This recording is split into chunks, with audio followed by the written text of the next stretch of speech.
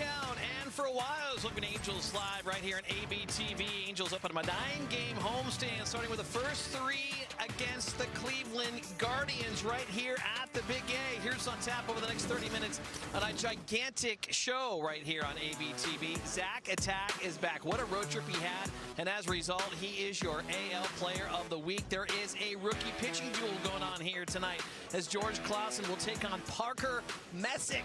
Cannot wait to see these two young arms go head-to-head. And then, of course, a familiar face is back in town, Jo Adell. 3 weeks to today was traded to the Guardians. As we welcome you back, Joe. And we also say happy birthday, Tim Salmon. Little flashback here is Tim Salmon. I'm not going to tell you how old he is, but this was a long time ago, Tim. Yes, it has been a while. Yeah, I don't even know what to say. It's like I've been out of the game longer than I played it. But yeah, I'm not going to give you my age, but it has been 20 years since I last played. That's crazy to think about. You're not going to give me your age? You didn't part the Red Sea with Moses? Is that what you're trying to say? Well, if you can figure out how old I was when I retired, then you can do the math. Yeah, he was in that movie with Matt Damon, I think. Welcome, everybody, to the show. Kent French, Tim Salmon, that is Mark Gubiza. All right, let's talk about your weekend, because that's really important. The Bonham experience. I want to hear more about this for your birthday. Let's keep this party train going, Tim. Yeah, we had Kiss last week. You know, I got to see Jason Bonham. Led Zeppelin experience. Yeah, yes. Wow. Pacific Amphitheater, what a weekend. I know Gooby's a huge Zeppelin fan. I tell you what, for us old guys, you know, you got to be celebrating these birthdays at this age to really know these guys. But it was awesome. What a great experience. Did not play Stairway to Heaven, though. Did not play Stairway to Heaven. That's probably appropriate for your birthday, not playing that one. That's good. Yeah. Let's not talk about heaven yet. All right, let's talk about Zach Neto, as we should. Zach Neto, the AL Player of the Week, and rightfully so. What a road trip he had, hitting 500 in a 6-game stretch against the Astros and the Rangers. And Zach Neto, guys, as we all know, was wrapped up in a lot of trade rumors as the trade deadline has come and gone. And Tim, it looks like Zach Neto settling in and playing more like he's capable of. Well, you do wonder if, you know, all the things that have been weighing on in the first half of the season with all that, and maybe you're just kind of at a point where you can kind of see the finish line, and it's just time to relax and go out there and play good baseball. The baseball was jumping off his bat. 7 extra base hits on that road trip against some pretty good staffs down there with the Astros and the Rangers. So really cool to see him doing that. His defense has really improved again. He's got that 4 defensive run saves so far this season. So everything about him, he's stealing bags. He's doing everything to help this team win games. And they had a pretty solid overall road trip. Even though it was 500, it could have been a little bit better, but still well-played road trip. Yeah, second time in his career, he was named AL Player of the Week. Last year, August 18th, he came in with the same honor. But, Gooby, you talked about this road trip that you guys just came off of. Probably one of the best stretches of his career. I mean, his bat was so quick. And the thing is, he made an adjustment from that Wednesday, that first day, I mean, down in Houston to the Thursday. Just a little bit of a different approach at the plate. Got through the baseball, so much more consistent. And the baseball was jumping off his bat.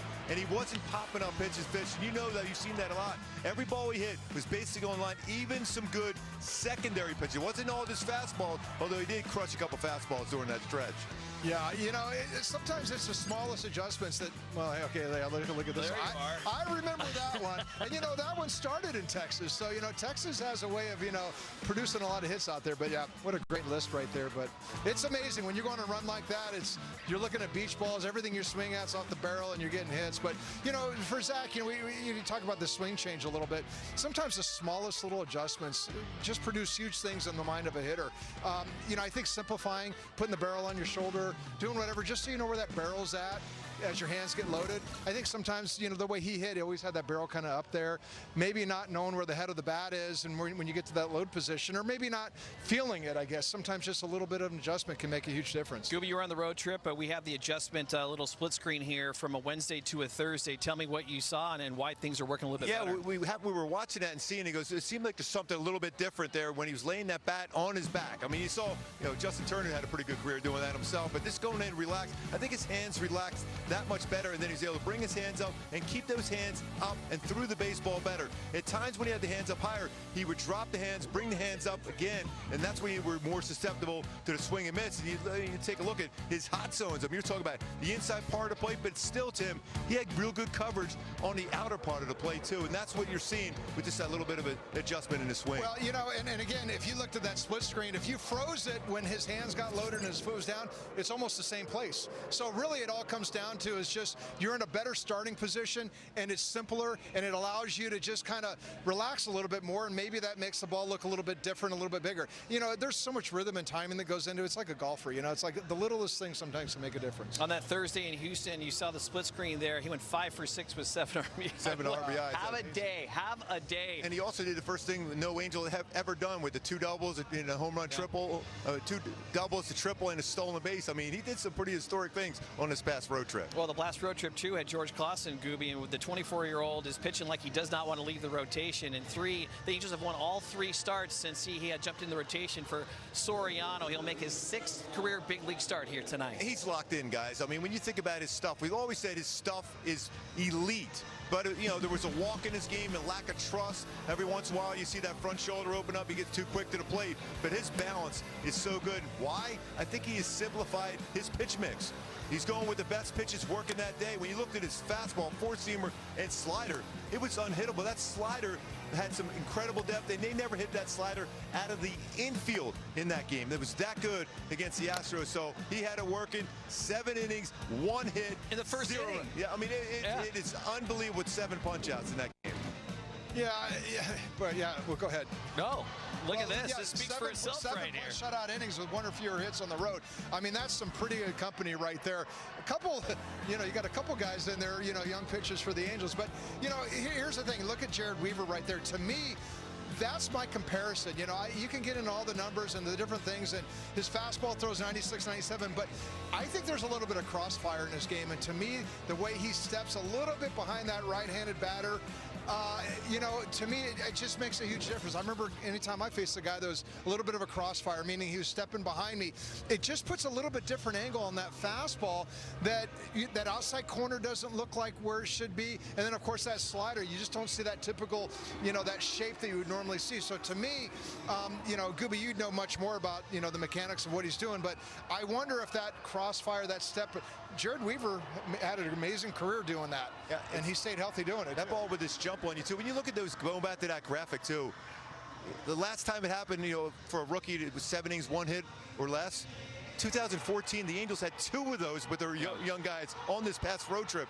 That's why I think the excitement level is getting there with this pitching staff going forward, because if you have good pitching, and Fish, you know this, he's got a good chance of going, Frenchie. Yeah, he's riding a streak of 10 straight scoreless innings right now. That included the great outing he had in Houston. But, you know, Gooby, you mentioned some tweaks that he made to his arsenal. Let's show you what he had in April and what he had in August. I mean, it's real good view here, but, you know, the StatCast video powered by Google Cloud. What he has simplified, you know, that 14 fastball, yes, he's thrown more, but it's really going down to his slider. Sometimes we get caught in between throwing your slider and curveball so much, both pitches kind of morph into each other and they're not as effective. So you're seeing a lot better slider, and he's using his changeup a little bit less as far as the curveball, but overall, he's attacking and dominating the strike zone with his slider.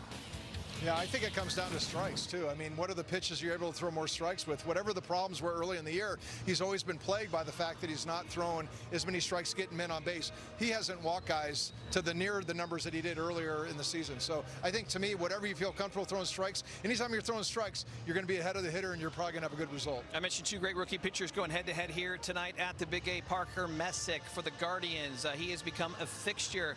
Gooby, 25 years old, and he has been lights out. You talk about MLB rookies. Yeah, we always talk about Walbert Urena, but look at Parker Messick in 2.54. And it's amazing how effective his 4-seam fastball is. And I'm just trying to delve into that. It's not that he has incredible spin rate on his 4-seam fastball. It's where he rides that fastball upstairs, and that's why it is such an effective pitch. You see how it starts, and the hitters always, their eyes get big with that fastball upstairs, but it's when it's above the strike zone, no matter how quick you think your hands are, unless you're Mark Trumbo on that high fastball, you have a tough time making good good contact, and those numbers speak for itself how good he is with that four-seam fastball. You know, when you talk about guys like him that have that flat fastball that has ride, I mean, I don't know how you teach that. Is it arm angle? Is it something you can teach? But for whatever reason, he's got it dialed in where that fastball, they get a good look at it, it just never comes down in the zone, and then you start being so focused chasing the fastball, and he's got enough velocity to keep you honest for sure, and he works both sides of the plate, but he's consistently throwing that at the top of the zone, and then it just, again, that changeup coming out of that same arm slot.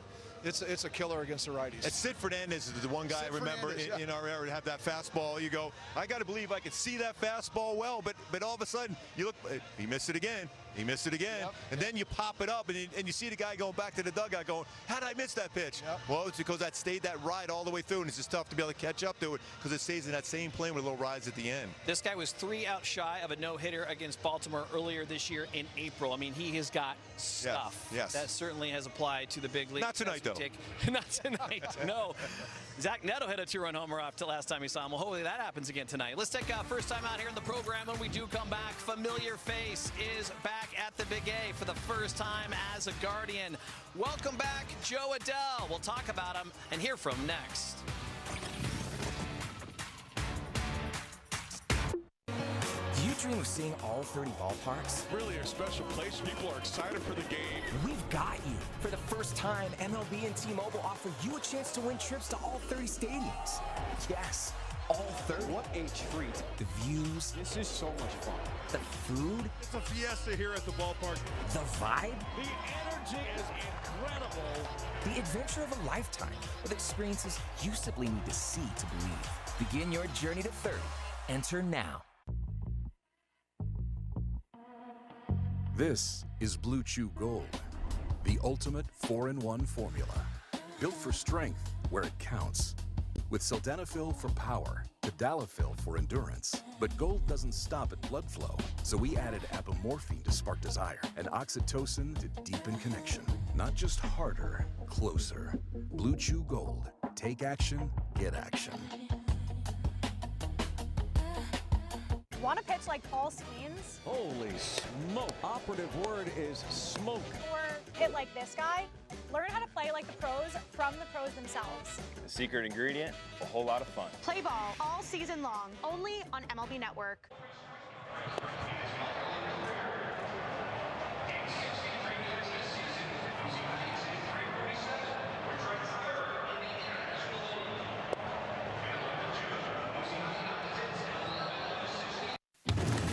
Check out your future Angels today right here on ABTV. We like to call it Down on the Farm. Here are the 3 final games that you can check out. Rocket City for 2, Salt Lake for 1. And again, that is right here on ABTV. Watch some fun minor league action and check out your future Angels before they get to the Big A's. We welcome you back to Angels Live. Come at you from inside the Big A. Ken French, Tim Salmon. That is Mark Gubaza. And it is a homecoming of sorts for Jo Adell. 3 weeks to the day he was traded from the Halos to the Guardians, and he comes back, of course, with some great stories to tell, including April the 4th. We will never forget this one, Tim, is back in your old territory. He robs not 1, not 2, but 3 home runs. He did. I mean, you know, it's been great to see Jo Adell grow up before our eyes in every aspect of his game.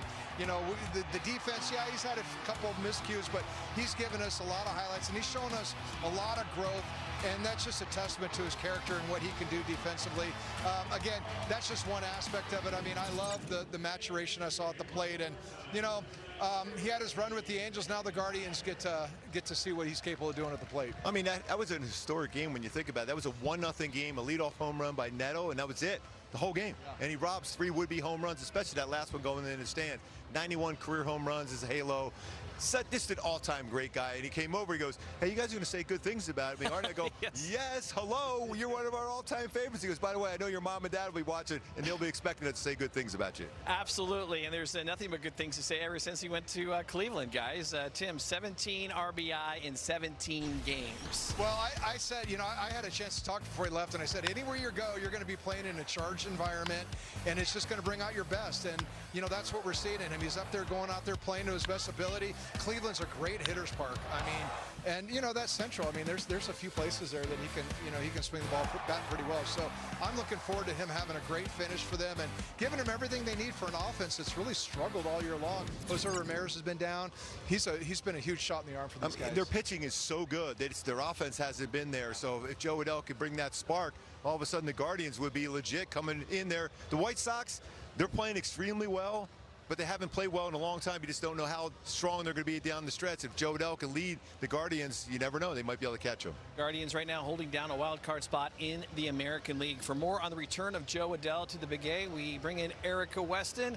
And Erica, must be an emotional day for Joe and of course his former teammates as well. Yeah, well, as he put it though, Frenchie, it's nice to be wanted, and that's how he feels returning here, really with gratitude for what he experienced with the Angels, but an opportunity to play in the postseason with Cleveland. And as you mentioned, 3 weeks to the day when he got traded, the off day, the Angels were in Baltimore. Joe was with most of the Angels that day playing Mike Trout's golf course. He was telling the media earlier today he got to about hole 8 or hole 9 before he decided to take off, as the calls started to come in with guys being traded. So he didn't really get an opportunity to say goodbye to some of his teammates. So that also gives him a chance to do that while he is back here in Anaheim 3 weeks later. It was cool to see him pop out of the visiting side dugout when the Angels were on the field taking batting practice. Everybody said, Joe, we're all just so happy to see him. And of course, classy as ever, Joe spent some time with us before the game today to catch up ahead of his return to the Big A as a member of the visiting team.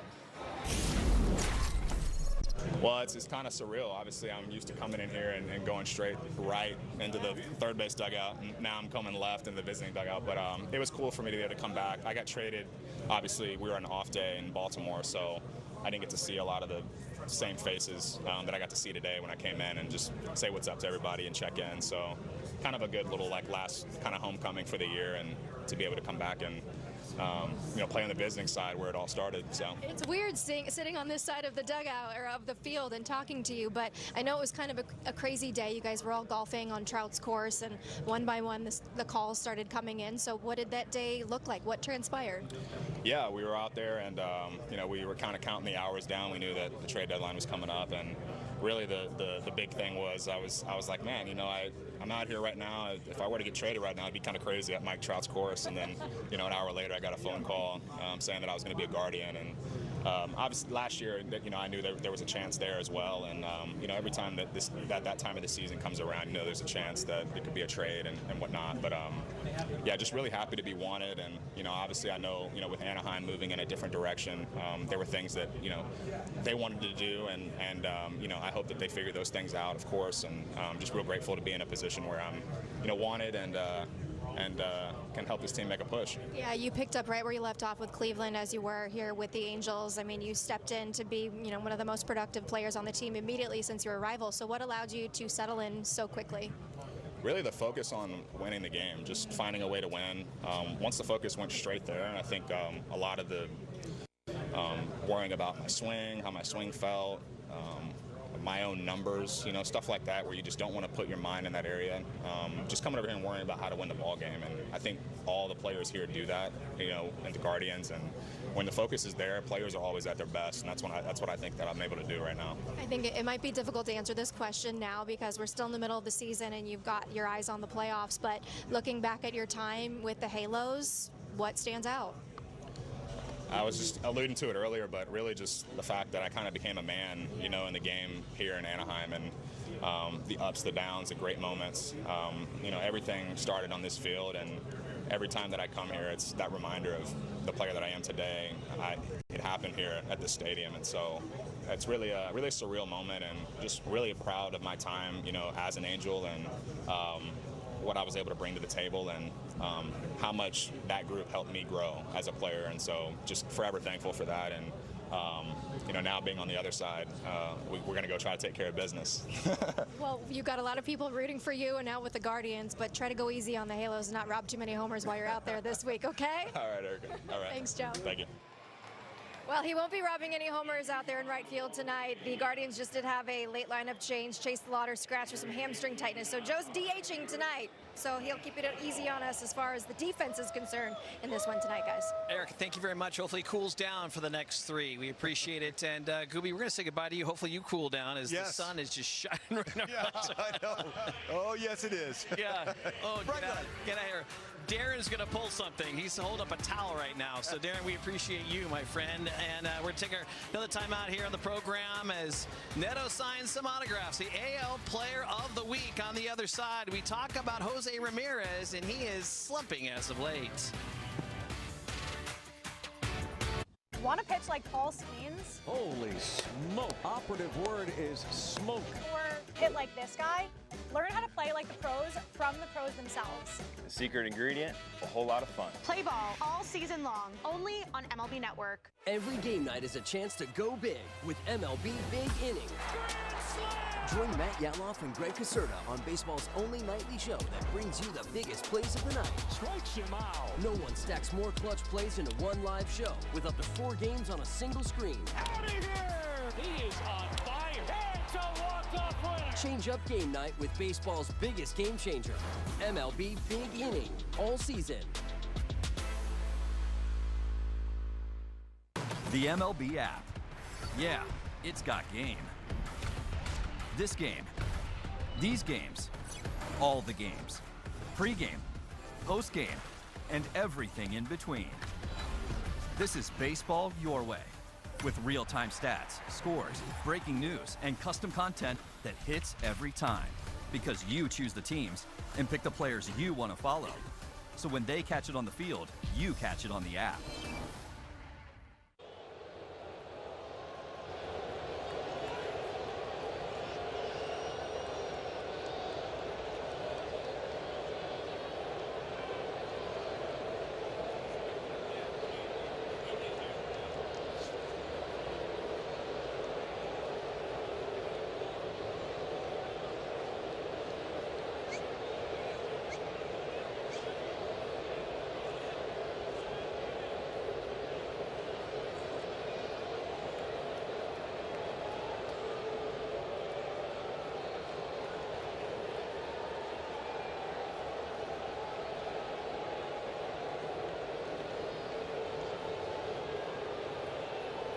Trout hat is in the house. That means the Angels are going to get a W. First of 3 against Cleveland. First of 9 on this homestand as the Angels going to have some fun playing some teams that are all in the playoff race. We welcome you back inside the Big A. Sun is just kind of peeking through there. Hopefully, yeah, that's always shines in the birthday boy. I mean, that's kind of that's how it happens. Looking at the sun or the camera?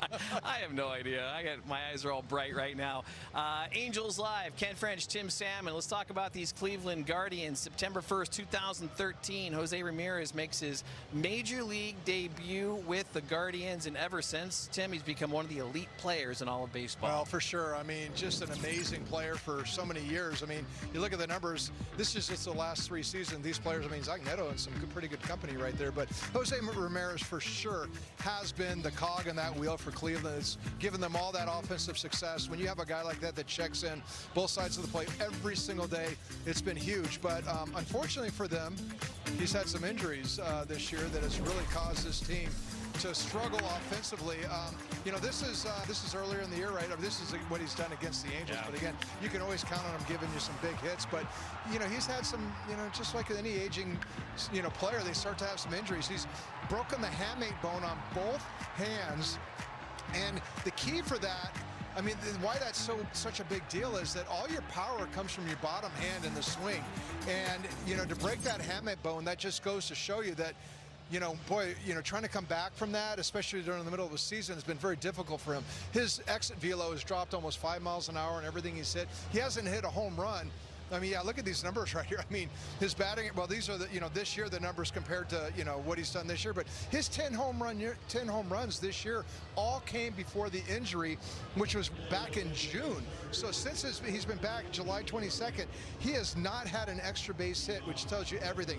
He's trying to be a good soldier. He's going out there trying to put himself in the lineup, but he is definitely not the player that he is when he's healthy right now with that hamate bone. And again, it's the bottom It's that bottom hand. I mean, that's everything. You know, that's one of the things you were always told when you came into pro balls. Hey, take care of your hands, because you know your hands make a difference. I mean, whether you're hitting or playing defense. So unfortunate for him, unfortunate for the Guardians, but you know, they got Jo Adell now. Yeah, give him a lot of credit for trying to play through that injury and get his team to the postseason as we take another time out here on Angels Live. When we do come back, though, it is time to find out where your Halos will be batting in the order as Jo Adell is welcomed back by the faithful here at the Big A.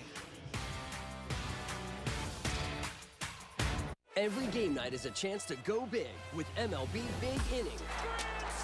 Join Matt Yatloff and Greg Caserta on baseball's only nightly show that brings you the biggest plays of the night. Strikes him out. No one stacks more clutch plays into one live show with up to 4 games on a single screen. Out of here! He is on fire. It's a walk-off winner. Change up game night with baseball's biggest game changer. MLB Big Inning. All season.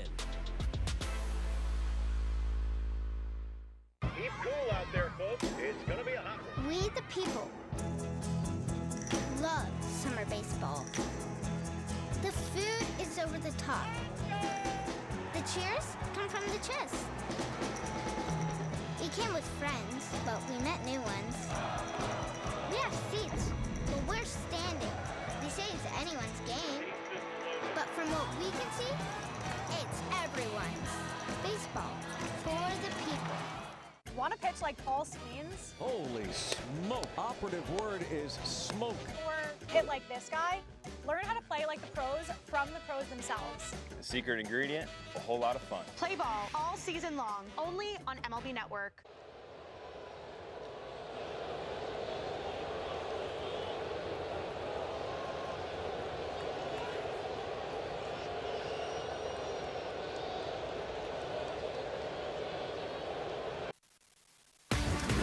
When the Angels win this game, you win free McDonald's fries. Get free medium fries tomorrow after the win with any $2 purchase only on the app at participating McDonald's. We like to call it the sweet taste of victory and fries after an Angels win. And here is the lineup 10 that Kurt Suzuki is going to put on the field game 1 against the Guardians. Yeah, you know, you're working around not having Nolan Shonowell in the lineup, and Moises Pacero's back at the DH role after getting his first start yesterday at first base. Mike Trout, a couple doubles in that Ranger series. The offense kind of went a little quiet during that series, but still, there's still enough hitting there, and I'm looking forward to seeing Christian Moore back in that lineup playing second base, giving him a chance to, you know, get things going.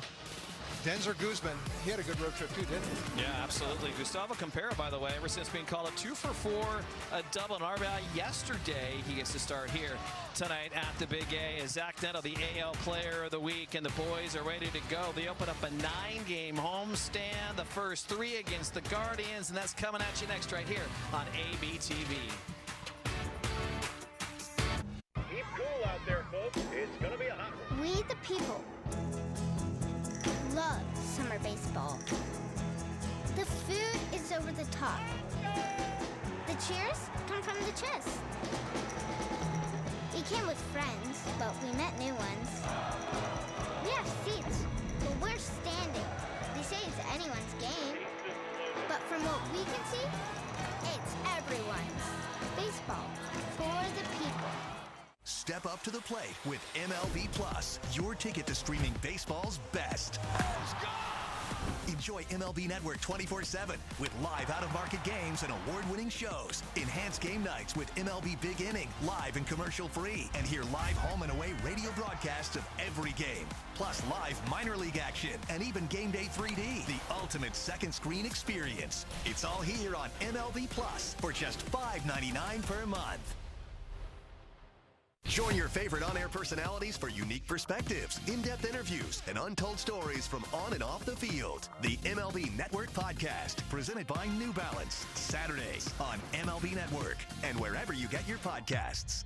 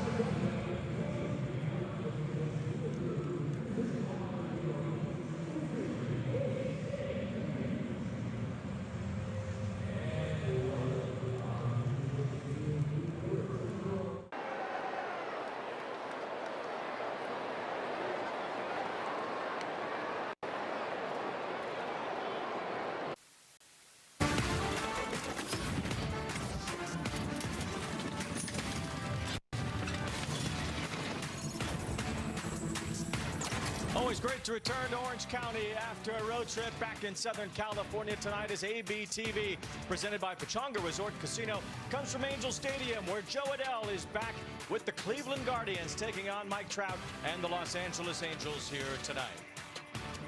Long homestand begins here tonight. The Guardians making a playoff push in the American League, led by Jose Ramirez. And they'll be followed into town by Schwarber and the Phillies, who are riding a 9-game win streak, one of the hottest teams in baseball, plus the New York Yankees in town on the end of the homestand as well. So it should be a fun 9 games here for the Angels. With Mark Gubas, I'm Wayne Rantazzo, and Gooby, the Angels come back home after a pretty decent road trip. Yeah, they did. They threw the ball exceptionally well on this road trip. You're going to need to pitch real well when you look at that schedule coming up with Cleveland, Philly, and New York coming in town with their pitchers they have. So they continue to pitch well and ride a certain shortstop, Zach Neto, to be able to win these games. Yeah, they'll need some offense, too, to get it done. Zach Neto is the reigning American League Player of the Week. He's really the one guy that stopped Jo Adell from winning that award. Yeah, I mean, incredible when you think about 14 for 28 with 7 extra base hits, an OPS of over 1,400, 9 RBIs to first Angel with 14 plus hits, 7 extra base hits in that 6-game span since, that was pretty good one there in Mike Trout back in 2016. So I love the adjustment he made with his swing, getting more direct through the baseball, hitting more line drives, elevated fastballs, secondary pitches downstairs. Everything was contact throughout. It was one of the great road trips in Angels history in terms of number of hits. Right up there with Bobby Grich, who had a 14-hit road trip in 1979, just 2 off the franchise record from the birthday boy, Tim Salmon. And Jo Adell, as you saw, back here at the Big A, wearing a Guardians uniform, and he's certainly swung the bat well for them since the trade. Yeah, Wayne, one of our all-time greats. I mean, when you think about it, grew up in this organization. He's done a tremendous job so far with the Guardians, with 17 RBIs. That's covering 17 games with them. He's been the big reason why they've been playing better baseball. It's been an issue of the offense, but the 4 home runs and 5 doubles for Jo Adell, he's done everything exceptionally well for the Guardians. They got to be really happy to not only have him as a player, but as a person also. They need a guy who can drive in runs, and Adell has been able to do that for Cleveland. George Klassen will try to stop him tonight. Yeah, Klassen, his slider last time out was exceptional. Kind of simplified his pitch mix, and he was out there dominating. His 3 starts since returning to the big leagues have all been good. Klassen will try to keep that going here tonight against the Guardians. Swing and a miss, strike 3. Swing and a miss, down on strikes. Swing and a foul tip, strike 3. What a night for Klassen. What a performance tonight for the kid. Okay, $1 million deal on the line. You got this. Recaps and sales meeting insights from all my team's calls? Otter AI, it's you who is man's best friend. Otter, the AI meeting agent. I never considered myself an alcoholic, but drinking affected my job, health, and relationships. A powerful medication helped me take back control. Now I no longer feel the urge to drink, and the same pill that helped me could help you. Text TV5 to 710-710 to learn more. This is Blue Chew Gold, the ultimate 4-in-1 formula. Built for strength where it counts. With sildenafil for power, tadalafil for endurance. But gold doesn't stop at blood flow, so we added apomorphine to spark desire and oxytocin to deepen connection. Not just harder, closer. Blue Chew Gold. Take action, get action. I'm on row. I dropped 78 pounds on row. Confident again on row. Lowest cost GLP-1 options on row, whether you're covered by insurance or not, including the FDA-approved pill for weight loss. Weight loss expertise I trust. My labs are better on row. I'm feeling better on row. I'm Greg Olson. This is me on row.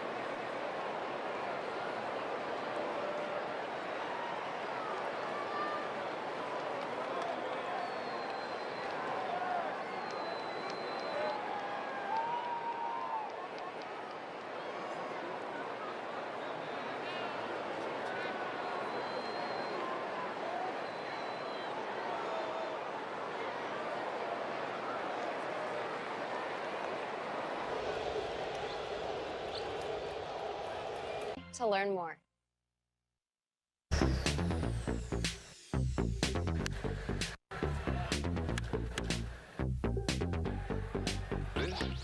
Zach Neto, the American League Player of the Week, as the Angels take the field here tonight. Here is Zach with Erica Weston. Zach, a career week led to your second career American League Player of the Week award. When you look back on everything you accomplished last week, what are you most proud of? Just the consistency. You know, it's something that we've talked about, you know, the last couple of weeks in the batting cages with the hitting coaches, and just, you know, just with Zook and Mo, you know, coming up to me and just having the confidence, I think, is the most important thing. And you know, it allowed me to be consistent every single day and helped us to a pretty good road trip. You're pacing the team right now in basically every single major category: doubles, homers, RBIs, stolen bases. When you look at the rest of the way, what do you want to accomplish? Finish here strong. You know, that was just 1 week, but you know, anything could be 1 week. You just got to keep being consistent and finish here strong. All right, go get him. Thank you. All right, Wayne. Well, they need him on the field, so Zach's being pulled on by his teammates after spending a little time there with Erica before he takes the field tonight. On a nice night for baseball at Angel Stadium, Zach Neto with 14 hits in those 6 games. He was the American League Player of the Week right around the same time last year, a little bit earlier in the month of August last season. So Neto flattening out his swing, finding that level, and being able to produce in a big way. Yeah, discomfort with that bat right now, and his approach at the plate. And he's hit fastballs, he's hit all speed pitches, but I just love the fact is he's hitting the ball hard and on the line. George Klassen on the mound for the Angels. What's worked for him over these last few starts? Simplifying his pitch mix and using that four-seam fastball slider. Still has the changeup, and it's a solid one, and curveball, but sometimes you mix those together with the curveball and slider. It's a different kind of spin, but my go-tos for him to be successful. He's done a real nice job in those 3 starts since coming back up and being able to dominate. Find that right pitch mix. That means sometimes in the bullpen, what do you feel most comfortable throwing? Which 2, maybe 3 you do, but control the zone, but also control the running game. They're a team that runs exceptionally well, the Guardians, so you got to keep an eye on that too. Show you the lineup for the Cleveland Guardians. Threw our scorebooks into a tizzy with Chase DeLauder being scratched from the lineup just about 15 minutes ago.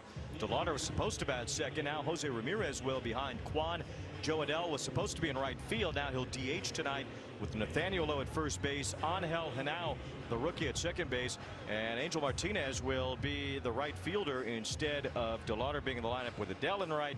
It's Martinez in right, and Adell will DH for Stephen Vogt, the 2-time Manager of the Year in the American League. They believe in Stephen Vogt. They believe in Stephen Vogt. We saw that up in Oakland. They were believing that in Cleveland too. And the SoCal Honda defense behind Klassen. Zach Neto, we talked about the improvements at the plate. Well, there's been a lot of improvement back to where he's as good as any defensive shortstop now. 4 defensive runs saved for him, 53 double plays turned for Zach Neto. Christian Moore at second, Guzman over at third. Grisham back over first base as Shawnwell tries to heal up, get him back out there, and Travis d'Arnaud behind the plate. Caparo, Trot, and Siri in the outfield for the Halos. So back home, back in the City Connect uniforms, and back here in front of the fans at the Big A, the Angels will go to work on what will shape up to be a 9-game homestand against all playoff contenders. Cleveland a game under 500, but they've won 4 in a row, and they're very much alive in the AL Central and wild card races, tied with Texas for the 3rd wild card, only 3.5 behind Chicago for 1st in the Central. Last year at this time they were 12.5 back in the Central, and they won the division. So a lot of time for the Guardians as Stephen Kwan takes ball 2. Usually a very patient hitter at the plate here. You're going to have to try to get him out in the strike zone. So far that first one could have been a borderline strike call, but that went well out of the zone. Kwan had a miserable start to the season. First 2 months were awful for him, but ever since the beginning of June he's been on fire. It's a strike to Kwan in his last 50 games. He has reached base safely in 45 of them, batting .343. 2 balls and a strike here on Kwan. Slashes one foul behind home plate. Typically a guy tough to strike out, looking to make a lot of contact, and Kwan, he was kind of selling out for power early in the season. That didn't work. He only has 2 home runs, so he went back to his original form. And moved a little bit at one point or another into center field too, and now he's back to his comfortable left field position. He's won a Gold Glove out there, 2-2, as Kwan slaps one foul and out of play. He's won a few Gold Gloves, in fact, as a left fielder. So they asked Kwan to get out of his comfort zone. Didn't work out all that great. And he's certainly feeling comfortable now.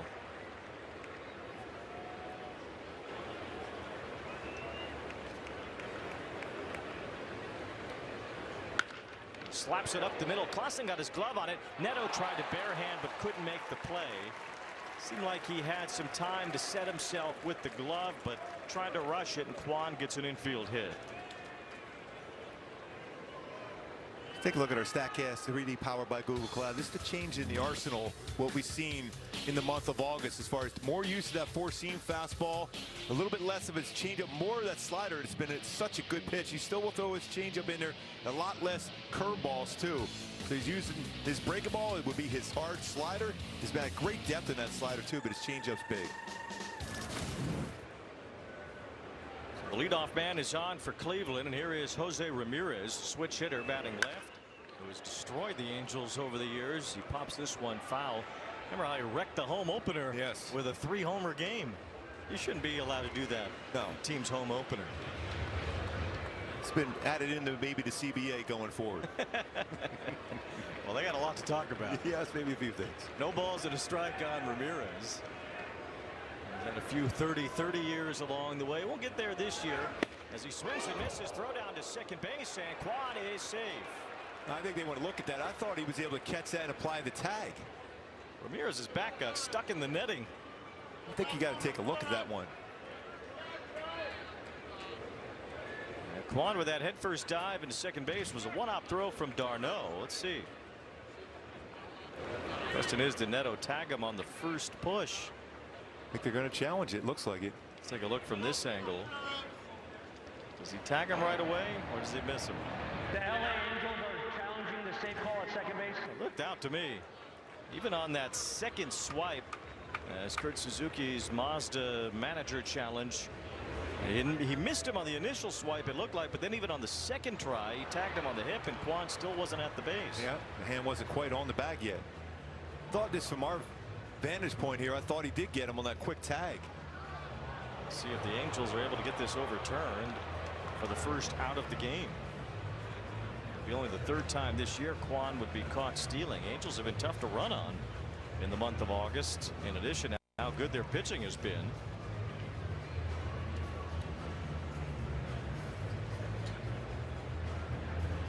A little hard to tell when that hand does get in. See the tag up on the hip.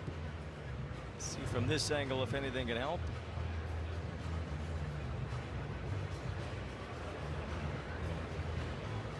Tough to tell from these angles. You always feel that it could be end up being that call stands. Yeah, he was ruled safe initially. So we'll see how that impacts the eventual call once we return from our Mazda Manager's Challenge. Never feel good when it takes a long time. Generally. Never feel that good anyway about most of these. You never know how these are going to turn out. Pretty tough though to be out of your challenges one batter into the game. See how it shakes out right After now. review, the call is overturned. Runners out. LA keeps the challenge. Well, there you go. Worked out for the Angels. It's another caught stealing. That's 8 out of 13 from Angels catchers this month. Well, we feel pretty good about saying we thought they got him there on that first initial. It was Benito Santiago throwing from the knees for Travis Starr. Yes. You said you'd get that in a few times. Yes, today. I would. You got one down already. The bat ended up almost hit Adell when Ramirez threw the bat. Ended up stuck in the netting. Looked like Ramirez was trying to win an axe throwing competition. Jo Adell went to pull it right out of the netting and hand it back to Ramirez. 1 ball, 2 strikes. Ramirez had that hamate bone issue, so he missed a couple of months. His number is nowhere near the norm.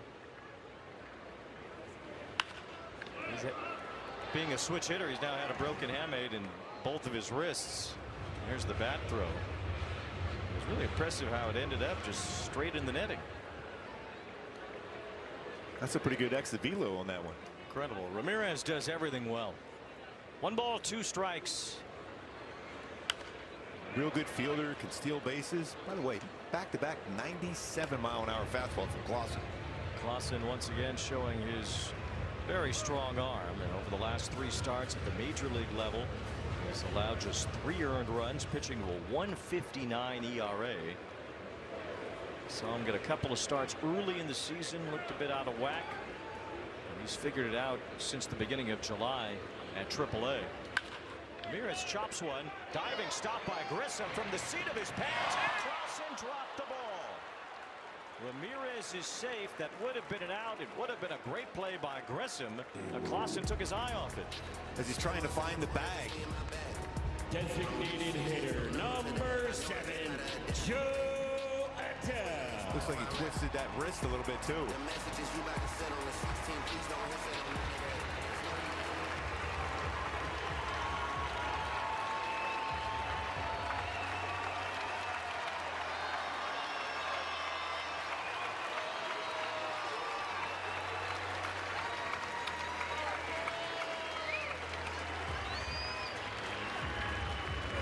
Extremely well deserved for one of the great guys in this sport. Jo Adell now as a Cleveland Guardian returning to Angel Stadium as a visitor for the first time.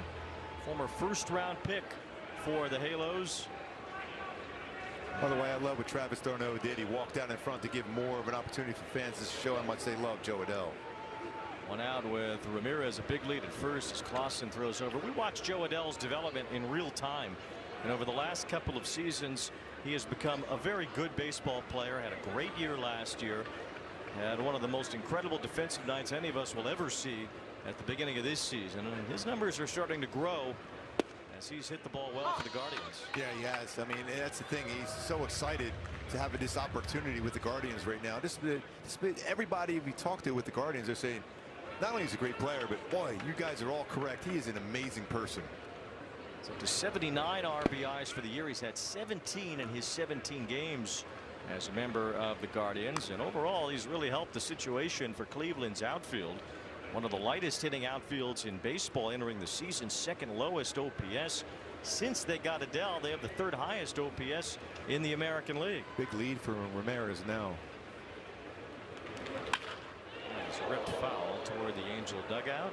He would do that. Everyone's pointing, hey, Joe, aren't we friends? Oh, all the nice things we just said. Yeah, he goes, nah, just turn it the other way around. It's my bad. Shonowell was in disbelief. Might be that time for that nasty slider going away. Ball, 2 strikes on Adell. Swing and a miss, and there it was on cue, the slider for the strikeout. Good depth to it, perfect spot.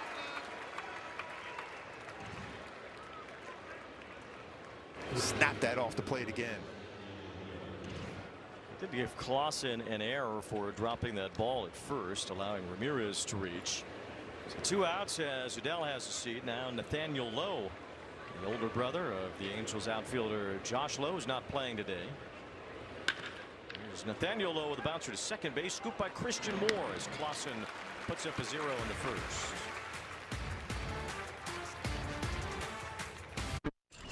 When your home has Hardy fiber cement siding, it becomes the home neighbors want. They might not ask, how is this siding so durable? But their faces will, which is your cue to proudly say it's Hardy fiber cement. And those looks are them wondering, is it always this beautiful? Yeah, it even holds its own against hailstorms, which will get them thinking about upgrading their own siding. James Hardy, what the best are made of. Adding throwing creatine has definitely helped me with how I perform on the court. I feel like I have a lot of endurance throughout the 82-game season, and I'm making those split-second decisions with a clear mind and a clear vision. It seems like the game slows down with throwing. TimberTech looks so much like wood because we really study wood. That kind of nuance you just can't achieve without pushing the boundaries of what's possible technically.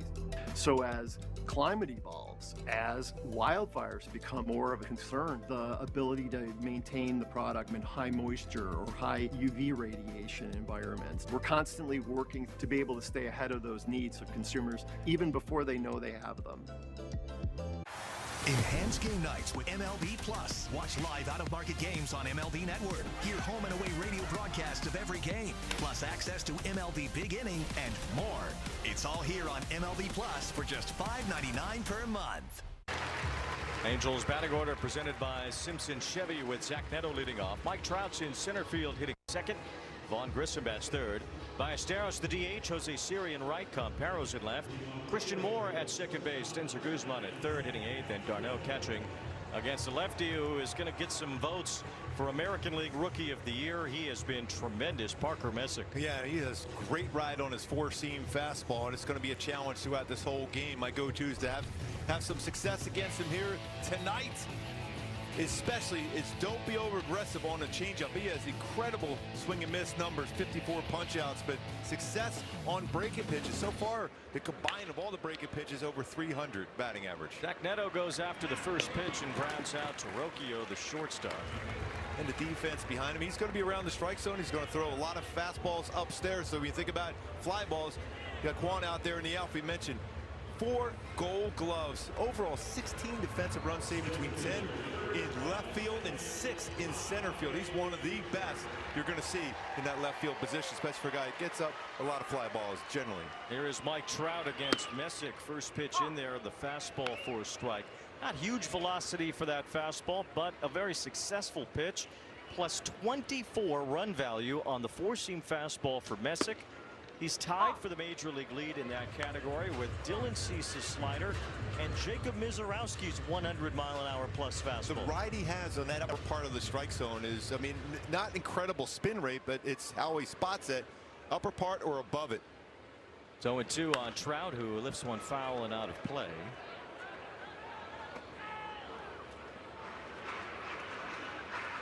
Pitch tracking era going back to 2009. Messick with a 155 opponent's average on that four-seam fastball, one of the lowest over the last almost 2 decades now, as Trout bounces one foul.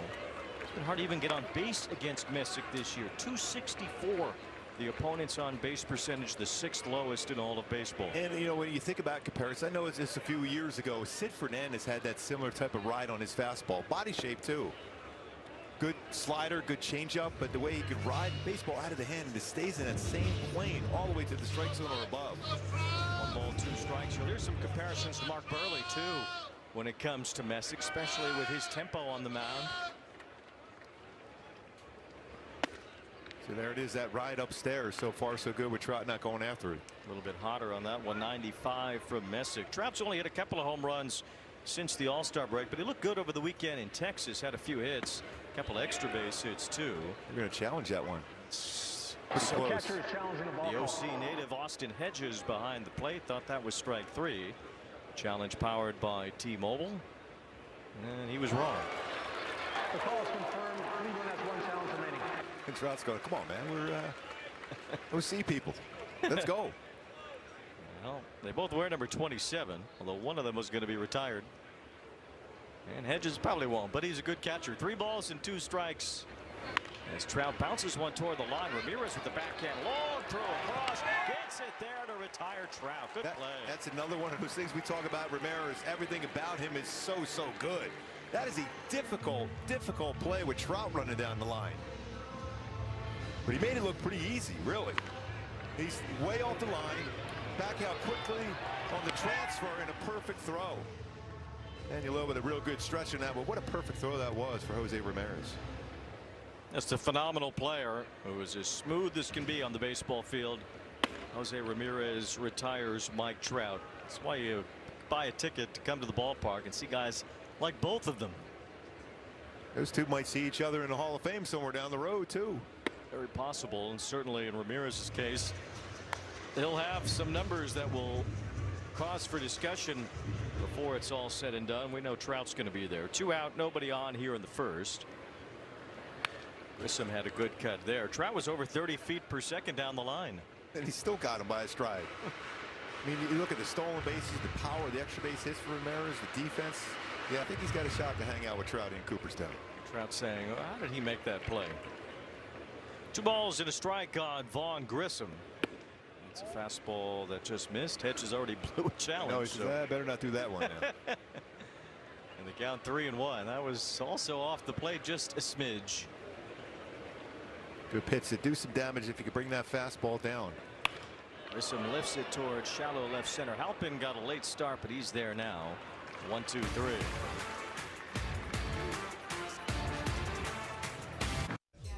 Kyle just made a decision that would change his whole world.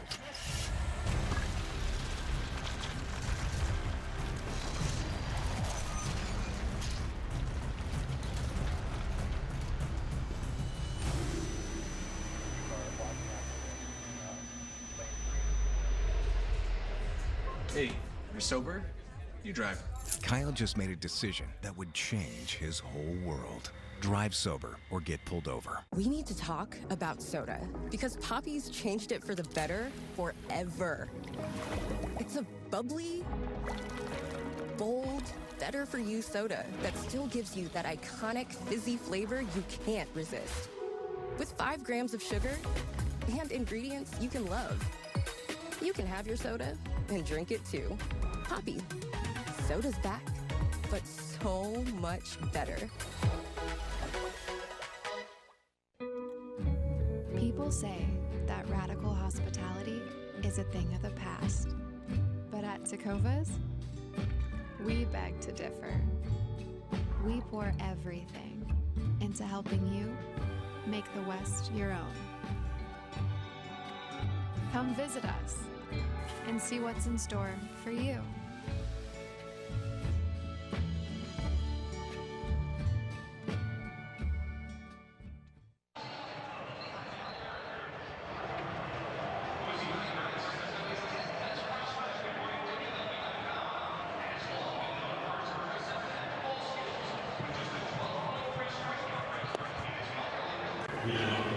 Fresh off his second career American League Player of the Week award, Zach Neto sporting a new bat at the ball game tonight. Not because it's the end of Players Weekend. Remember, he ditched the Professor Chaos bat over the weekend, went back to that one in Houston that he had, the regular bat, the 5-hit, 7 RBI bat. Unfortunately, that bat broke yesterday in Arlington, so he had to grab a new one.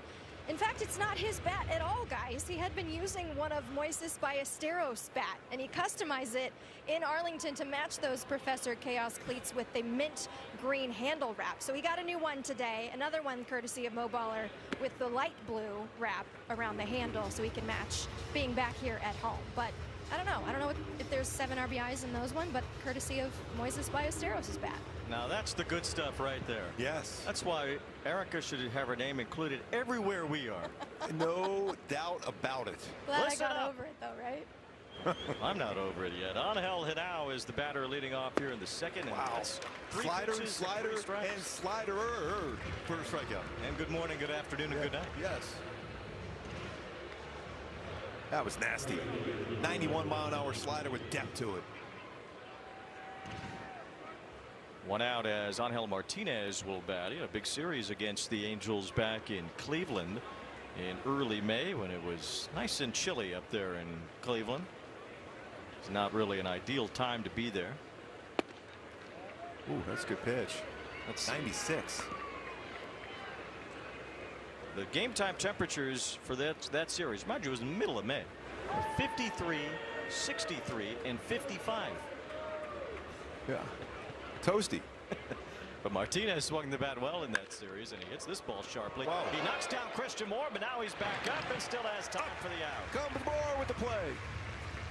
Down went Moore, up came Moore with the perfect throw. There is no standing 8 count. No. Got up quickly. So that didn't even count as a knockdown. Yeah, it counts as a trip.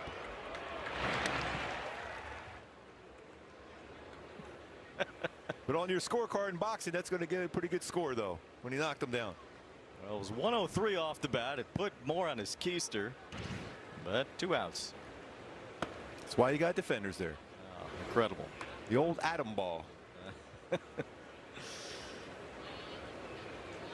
2 out, nobody on as Petey Halpin is the batter. His given name is Peter, but they still call him Petey. Just like I'm sure they did at St. Francis High School in Mountain View, California.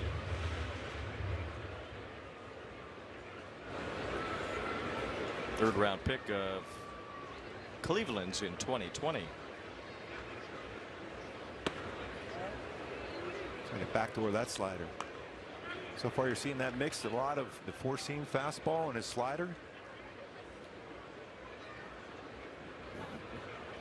Actually graduated from Mira Costa High School in Manhattan Beach for his senior year. He played there. So there you go. A lot of SoCal ties around this ball club, like a lot of teams. Yes. 3 balls and a strike on Halpin. Klassen has set down each of the last 4 since an error. But Jose Ramirez on base in the first. And Here's another base runner, 2-out walk.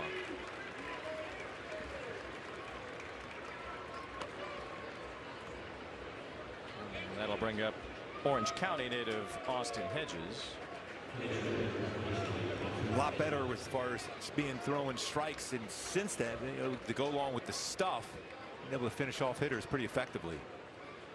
He's a different pitcher entirely. Definitely. This is completely under control. He slowed the game down.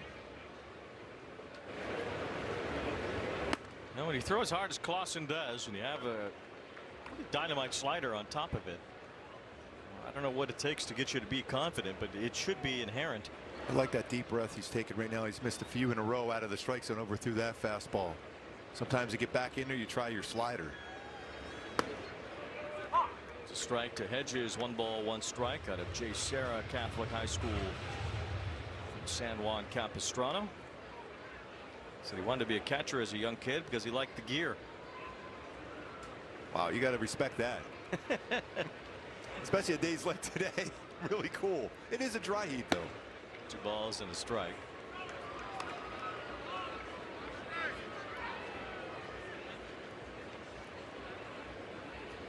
More pitches than we saw that last time out. He's really, really efficient. Still pretty solid if you get that last out here. Hedges having a decent year at the bat, hitting .271. His average was way south of 200 last year, as Klassen keeps an eye on Halpin at first. You mentioned it earlier. Cleveland likes to run. Kwan was already caught stealing in this game. The Guardians 126 steals. They've only been caught 26 times all year. Seems like a count you might think about going. It's 83% as a team, and there goes the runner, but Hedges fouls it behind home plate. Darno was knocked by Hedges on the backswing. Fellow catcher. That's catcher on catcher crime. That's not right. Oh, hit him on the top of the helmet. But had a big time jump too. 2 balls and 2 strikes. Darno seems to be okay.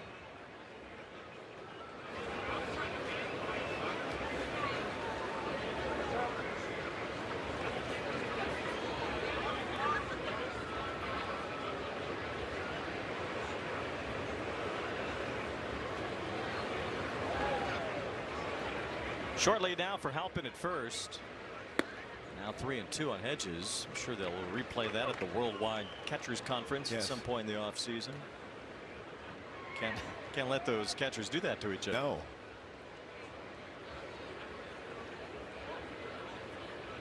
Big pitch right here coming. Runner will go. 3-2.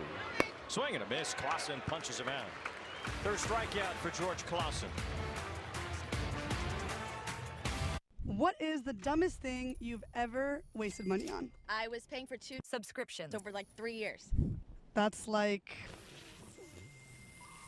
$1,400,000. How'd you figure that out? I saw an app that shows you all the monthly subscriptions you have and how much you're paying. So what'd you do then? Just like call and cancel, or? I have a phobia of making calls, so absolutely I did not do that. The app, you can cancel the app. What is the app called? Rocket Money. With Kalshi, you can trade on anything. Man, tell them something they don't know. Like I'm from Greece. Look at gun, Johnny-O!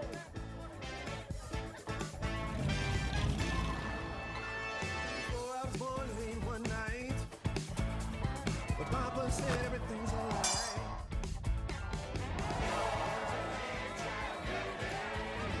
Hello, campeón.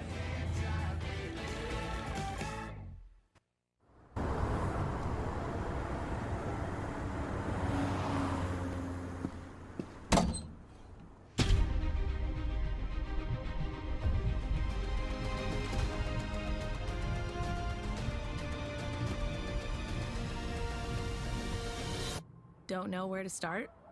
Thumbtack knows. Get recommendations for all your home projects. Hire the right pro today.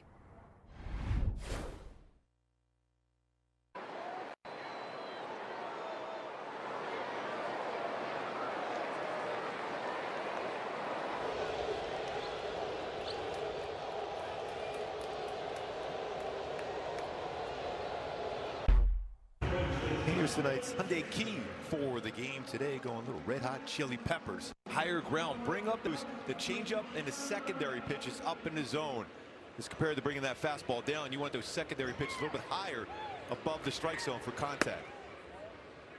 Well, you win higher ground.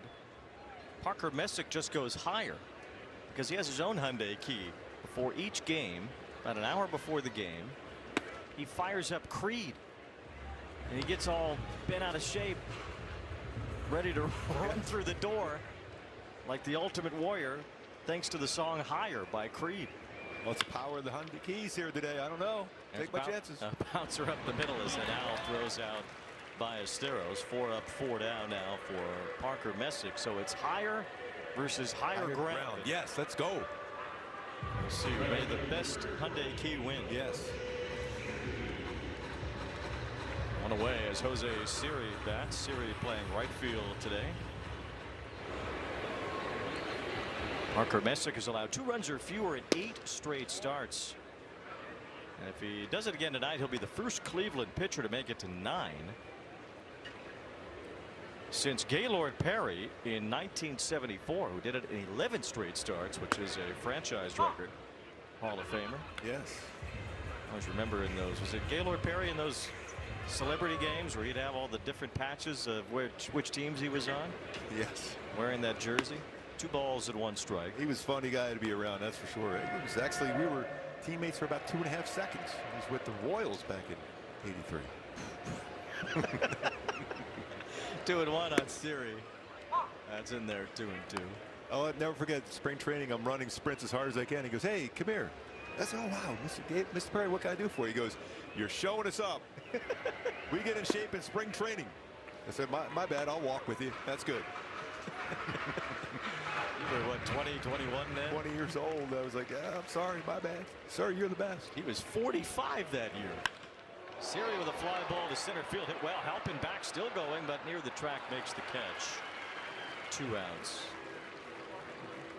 You were teammates with a guy born in 1938. Let's move on to this one here. Yeah, here's some young guys. Parker Messick and Wilmer Urania have been the 2 best starters among rookies in the majors this year. Peyton Tolley has thrown the ball well for Boston as well. Foster Griffin came over from Washington at the trade deadline, although he's an old rookie. And Nolan McLean for the Mets. But we were hoping to see Messick and Urania head-to-head, but with Kikuchi coming back yesterday, everybody got pushed back a day, so Urania will pitch tomorrow. Yeah, Klassen, another youngster himself, though. His stuff is really solid. Angels have had a lot of innings from rookie starting pitchers this year, including tonight. 222 innings from rookie starters. That's the most in a season for the Angels since 2000. It's impressive the way they're building this pitching staff. Well, it's 5 starters, all 26 and under, that have been extremely good in the month of August. Of course, headlined by Reed Detmers, but Klassen has come around. Urania has been great all year. We've seen Ryan Johnson and Grayson Rodriguez both have strong outings lately. 1-2 on Campero, and a swing and a miss on the ball. The first one he's had tonight so far. The first strikeout ends the second. Step up to the plate with MLB Plus, your ticket to streaming baseball's best. Enjoy MLB Network 24/7 with live out-of-market games and award-winning shows. Enhance game nights with MLB Big Inning, live and commercial-free. And hear live home and away radio broadcasts of every game. Plus live minor league action and even Game Day 3D. The ultimate second screen experience. It's all here on MLB Plus for just $5.99 per month. Join your favorite on-air personalities for unique perspectives, in-depth interviews, and untold stories from on and off the field. The MLB Network Podcast, presented by New Balance, Saturdays on MLB Network and wherever you get your podcasts. Major League Baseball is back and bigger than ever before. Pause! I'll take it from here. This is MLB Clubhouse, the YouTube channel where kids run the show, with a spot for every member of your team. Just look at this lineup. Play ball. Welcome to MLB Art Club. And this is the dugout. Hey, that's us. Let's see that again. Slide into the home of major fun, MLB Clubhouse. Now on YouTube.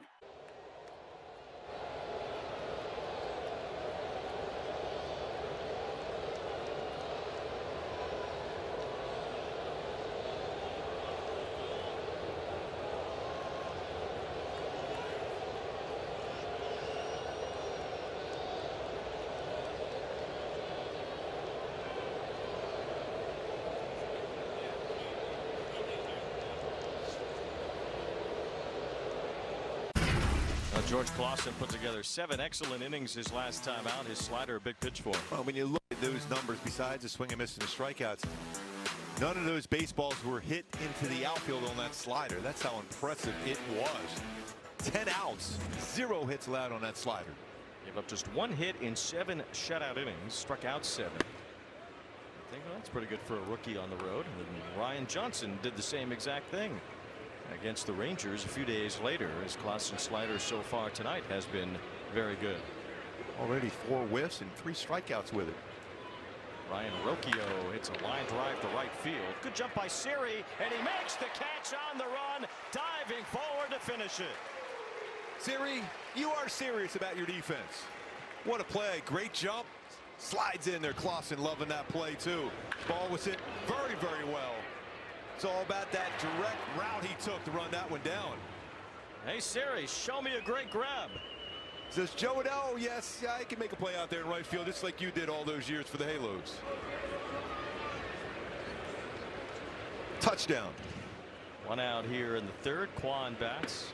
My phone misheard me and is showing me recipes for crab cakes. I said grab, not crab. You dork. Crab cakes are good, man. Let's go. Stephen Kwan at the plate.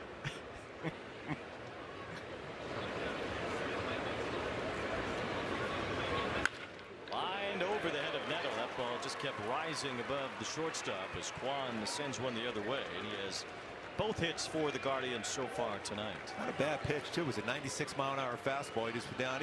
He's so good as far as using the whole field. And you talked about him earlier when he was trying to hit a lot more home runs. His game is line drives and on base and seeing pitches, and that's a good swing. 2 for 2 for him already tonight. Kwan putting together a good performance already to start this series. Now Ramirez reached on an error by Klassen his first time. It's a nice play by Vaughn Grissom. Klassen dropped the throw at first. Ramirez second most wins above replacement among American League position players since 2017. Only behind Aaron Judge. Trout third on that list, and here's a line drive hit for Ramirez. So Rocchio hit the ball hard. Now Kwan and Ramirez have as well, and it's back-to-back 1-out singles. And that was on a changeup. He threw back-to-back changeups. This one it was down but middle part of the plate. That was 106 off the bat. You see how much of that plate that got. Stayed on that one really well.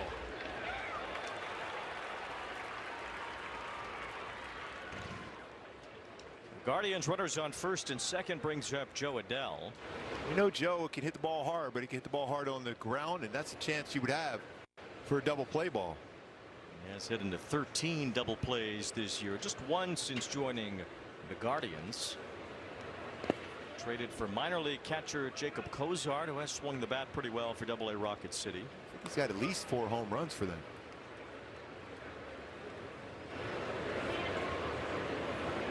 And we talked about it with John Mozeliak, how the Angels are going to spend a lot of time on that catching position, getting that right.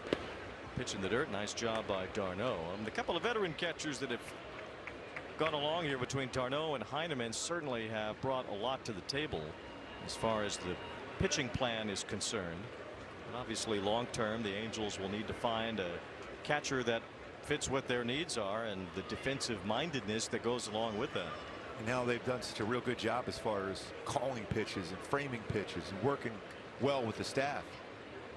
2 balls and no strikes on Adell, and that's way off the plate for ball 3. So Klassen, after allowing back-to-back sharply hit singles, has fallen behind Jo Adell 3-0. Yeah, 3 sliders in a row just kind of flew open with that front shoulder. Adell will be swinging here 3-0. You can guarantee that if it's a strike.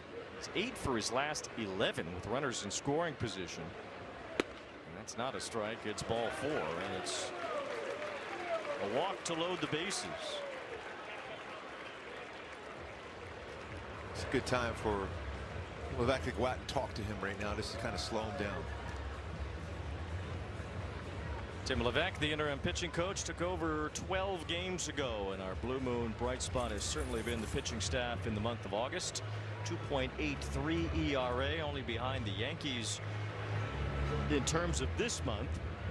3rd lowest team ERA in any month this year, and since Tim Levesque became the interim pitching coach. It's a 194 team ERA. 23 earned runs allowed in the last 12 games. That's the fewest given up by the Angels since 2012. They've thrown a lot more strikes, 112 strikeouts against just 28 walks in these 12 games. Very important for Klassen is to slow it down right here because he's overthrew all those pitches to Jo Adell after that swing by Ramirez, that shot in the right. Nathaniel Lowe looks at a strike. He had a ground ball right at Christian Moore his first time. Another guy that doesn't have very good speed. Angels would love a ground ball at somebody to get out of this inning. Bases loaded, one out. Fly ball left center, struck well. Trout's after it toward the gap, and he gets there to make the catch. Quad scores. Ramirez goes to third. Cleveland gets one on a sac fly from Nathaniel Lowe. If you can escape this with just the 1 run allowed, you're feeling pretty good about that. Another pretty good swing against him, but he'll be able to settle down if you get through this inning.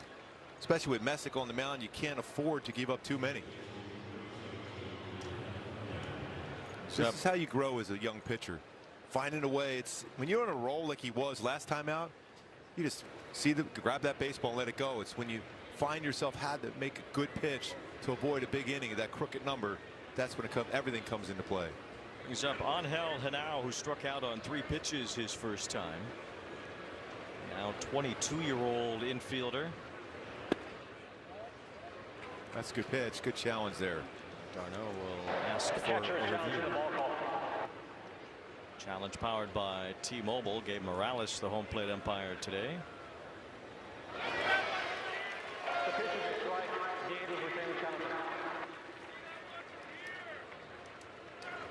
And now had 4 hits in his major league debut against the Mets. First Cleveland player to ever have a 4-hit game in his debut.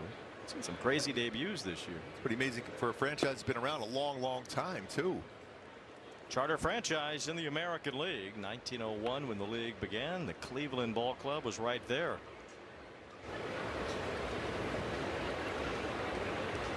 They've had some different names over the years. They weren't always the Indians.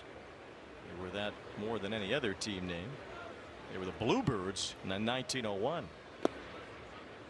2 balls and a strike. Then they were the Broncos for a year.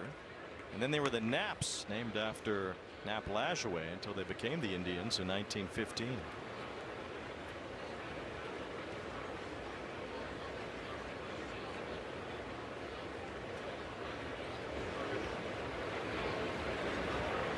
Two balls, 1 strike on Henao. To throw to first. The runner is caught up. Adell trying to get caught. Now throw to third. Ramirez heads home as the flip to Darno has Ramirez in a rundown.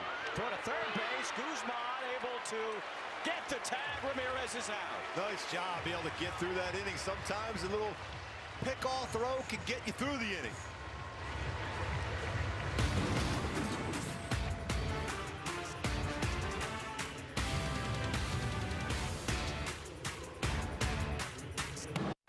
Enhanced game nights with MLB Plus. Watch live out-of-market games on MLB Network. Hear home and away radio broadcasts of every game, plus access to MLB Big Inning and more. It's all here on MLB Plus for just $5.99 per month. Do you dream of seeing all 30 ballparks? Really a special place. People are excited for the game. We've got you. For the first time, MLB and T-Mobile offer you a chance to win trips to all 30 stadiums. Yes. All 30. What a treat. The views. This is so much fun. The food. It's a fiesta here at the ballpark. The vibe. The energy is incredible. The adventure of a lifetime with experiences you simply need to see to believe. Begin your journey to 30. Enter now. Step up to the plate with MLB Plus, your ticket to streaming baseball's best. Let's go! Enjoy MLB Network 24/7 with live out-of-market games and award-winning shows. Enhanced game nights with MLB Big Inning, live and commercial-free. And hear live home and away radio broadcasts of every game. Plus live minor league action and even Game Day 3D, the ultimate second screen experience. It's all here on MLB Plus for just $5.99 per month.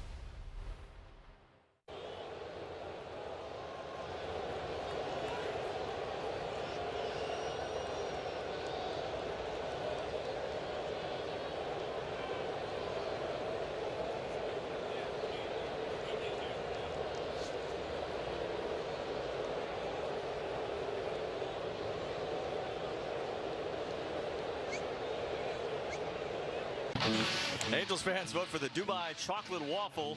Fill in your Ballpark Bites bracket for a chance to win tickets to try these bites in stadium.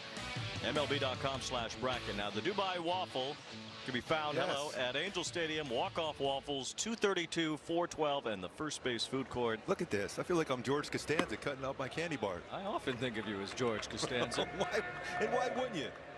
Oh, look at this. Let's see it. How is it? It's National Waffle Day, by the way. It is? You gonna eat that thing or just cut it for an hour? I'm gonna cut it for an hour. So there's the walk. How is it? Is it good? It's really good. I guess there's a lot of pistachio on it, so it's excellent. I don't know if I'm gonna like it. I love it. Let me see. It's tremendous. Max said just use your hands, but this is also messy. It is fantastic. Wow. It is good. That's really good.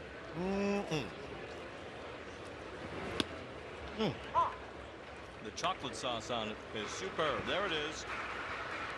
Walk-off waffles. They also have strawberries in it. And we got ice cream too for some reason. Yes. I feel like I'm Wash it down. Tonight I'm having waffles. This is an elf delight. Whoa, now foul ball. This is National Waffle Day, but we also got some ice cream. Yes. It is fantastic.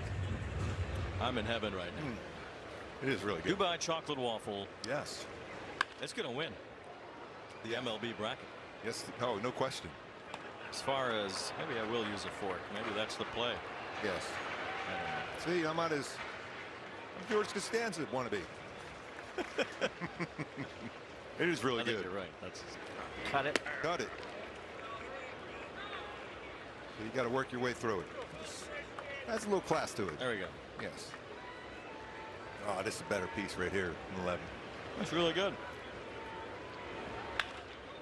Christian Moore, the bouncer to second base, fielded by Hanau, 1 out. That was good. I'm a big fan of this Dubai Chocolate Waffle. Yes. Well, thank you to Gregory and all parties involved for handing us this so we could get it, fill in our Ballpark Bites bracket. I forgot who it was up against in the bracket, but just vote for this anyway. Yeah, no doubt. Wow, that's good. I'm a huge fan. Yes. 1 ball, 1 strike. I'm going to wash it down with a little ice cream, too, just for kicks. Just for kicks. Even Messick said, good job. Messick, I think, would like this. Yes. A ball's a strike on Guzman. Feel they want to foul baseball when he hurts to crush us and they're all eating.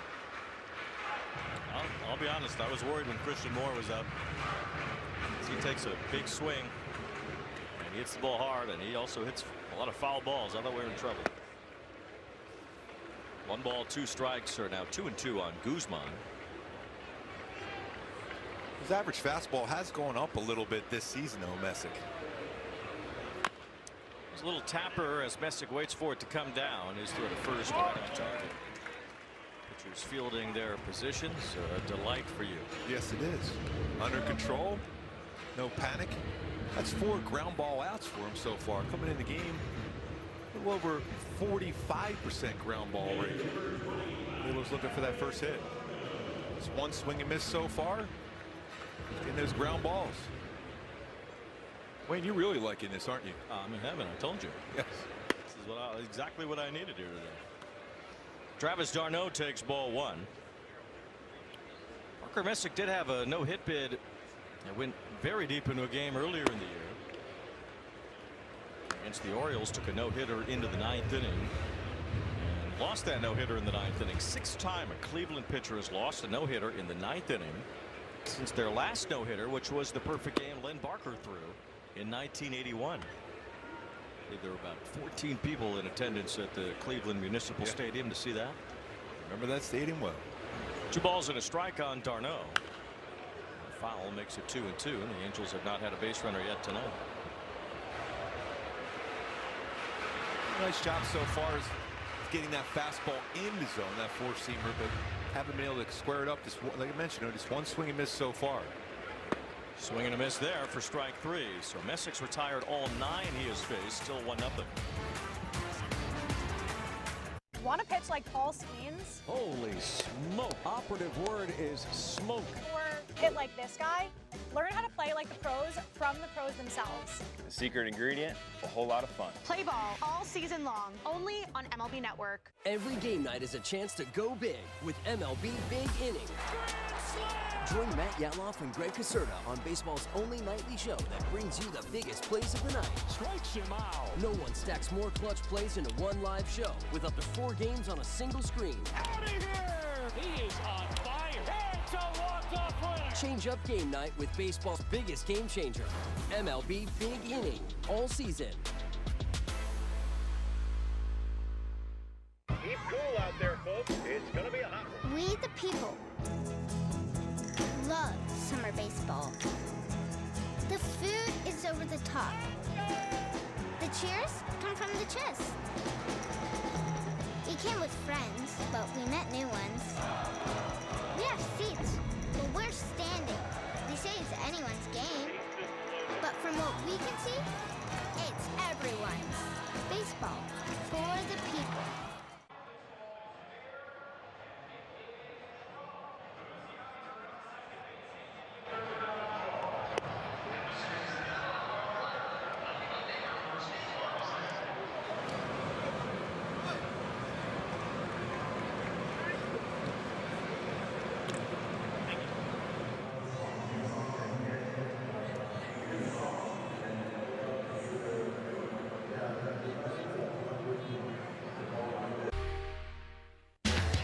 So we talked about the 2 rookie pitchers who made some Angel history for the last road trip, Klassen and Ryan Johnson.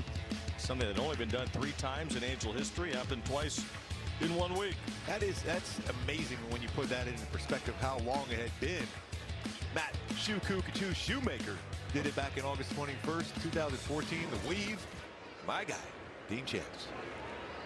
It's a 1-0 game here in the top of the 4th. And now is leading off. He was at the plate when Jose Ramirez got caught stealing between 3rd and home to end the top of the 3rd. Nice job by the Angels on that rundown. 1-3-5-2-5. Pitcher to 1st to 3rd. The catcher back to 3rd with Guzman tagging Ramirez for that out. Nice job by Von Grissom over to 1st. Not a lot of experience in that position. That Dubai Chocolate Waffle is in the Ballpark Bites bracket up against Chocolate Fish on a Stick in Minnesota. No, I like ours. I like what we got going here. There's no way that Chocolate Fish on a Stick in Minnesota is better than that Dubai Chocolate Waffle. Impossible. 0 chance. Although we've seen polling produce strange things before, even very recently. 1 ball, 2 strikes on number 17, Angel Henao, leading off here in the top of the 4th. Gets this ball sharply into right field, a base hit. So a lot of hard hits here in the last couple of innings against Klassen. That fastball just middle part of the plate, and that's why he hit that ball that hard. It was a good pitch, the one before. Go back to that pickoff, quickly over. Von Grissom looks right away, sees Ramirez is far enough off the base. He can make that quick throw. Nice job by Darnell running him all the way back. Guzman able to apply that tag. Ramirez not real happy with himself on that one too. But that was a real good quick reaction by Von Grissom, because you see how far he's off there. You have to be quick on that throw over, because if it take any hesitation, then you throw, then it gives Ramirez a chance to go straight to home. He stopped him and then made the throw to 3rd. Excellent. A ball's in a strike on Angel Martinez. Grounded out his first time. Hits this one to Christian Moore. Flip to second 1. Neto to first 2. A double play. Boy, that was turned really well. Good flip from Christian Moore, but a lot on that throw from Neto. Mentioned that's his 54th double play involved in for Zach Neto. Christian Moore, quick feed, and then a lot on that throw. Neto brought it on that one. Gave Grissom the heater.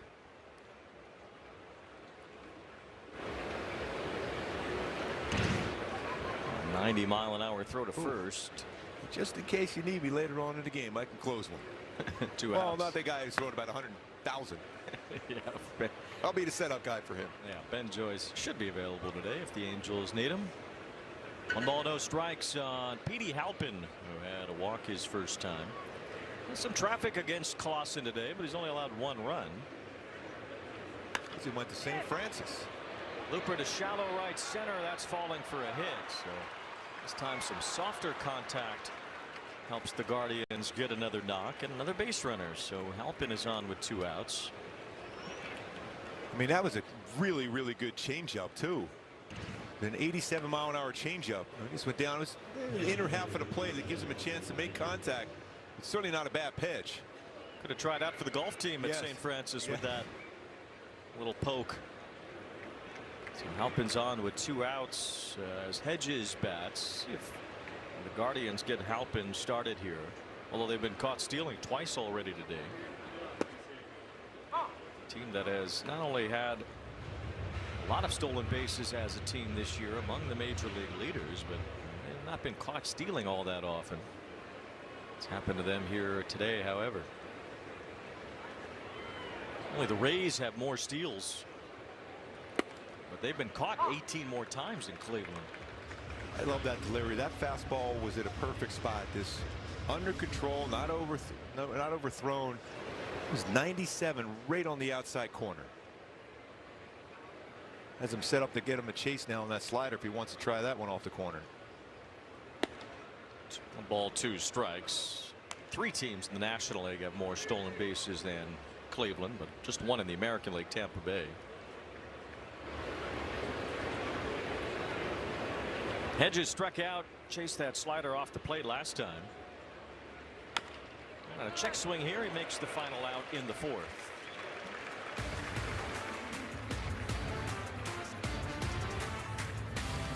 Join your favorite on-air personalities for unique perspectives, in-depth interviews, and untold stories from on and off the field. The MLB Network Podcast, presented by New Balance, Saturdays on MLB Network and wherever you get your podcasts.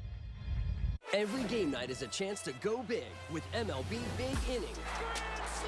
Join Matt Yatloff and Greg Caserta on baseball's only nightly show that brings you the biggest plays of the night. Strikes him out. No one stacks more clutch plays into one live show with up to 4 games on a single screen. Out of here! He is on fire. It's a walk-off winner. Change up game night with baseball's biggest game changer. MLB Big Inning. All season. The MLB app. Yeah, it's got game. This game, these games, all the games, pre-game, post-game, and everything in between. This is baseball your way, with real-time stats, scores, breaking news, and custom content that hits every time, because you choose the teams and pick the players you want to follow. So when they catch it on the field, you catch it on the app.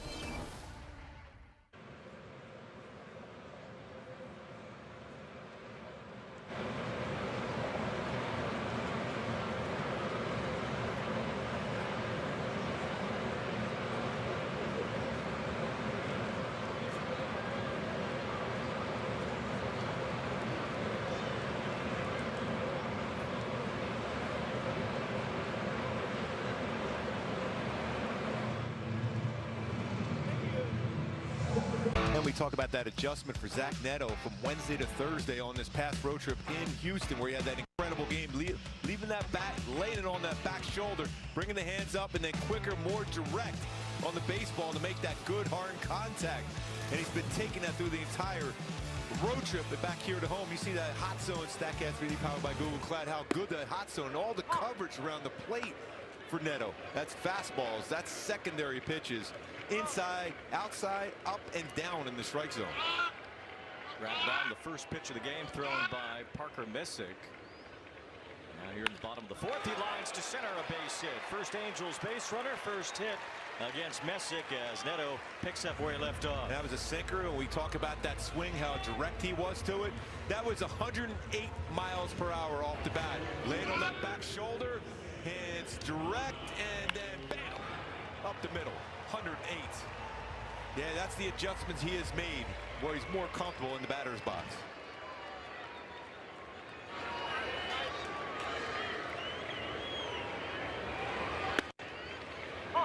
There's a strike to Trout. Trout grounded out his first time. Trout turned an 0-2 count into a full count earlier. No way. Messick with a quick throw to first. 25th time this year. Only Miguel Vargas of the White Sox has behind 0-2 and turned it into 3-2 more often this year. Vargas has done it 27 times. Trout now 25. Big lead for Neto at first. It's Trout inside out, swung foul and out of play. Now it's 0-2 again. He can get one closer to Vargas right here. Wait, Vargas has had a really solid year. The White Sox, he's done some magical stuff for them. White Sox are down 9-2 today, and Vargas certainly been their best player this season. No balls and 2 strikes. Trout loops one toward left center and has a base hit. Neto's on the move to third base. Halpin fires it that way. Trout trails to second as the ball gets away. That's what makes Trout, like Ramirez, such a special player. As soon as he reads that throw to third base, boom, he's going right away to second. So base hit and good base running. Neto, we talked about how aggressive this base running has been. You're going to force to make a good throw. Maybe it's a perfect throw, maybe they get it, but they don't. And because of that, Trout is in scoring position along with Neto at third base. Now this team has still struggled to score runs in the month of August, but we've seen better at bats. We've seen more fight at the plate, and we've seen a lot more aggression on the base paths without question. Second and third, nobody out. Here's Vaughn Grissom. Angels looking for the lead. Need to tie it first with Neto at third.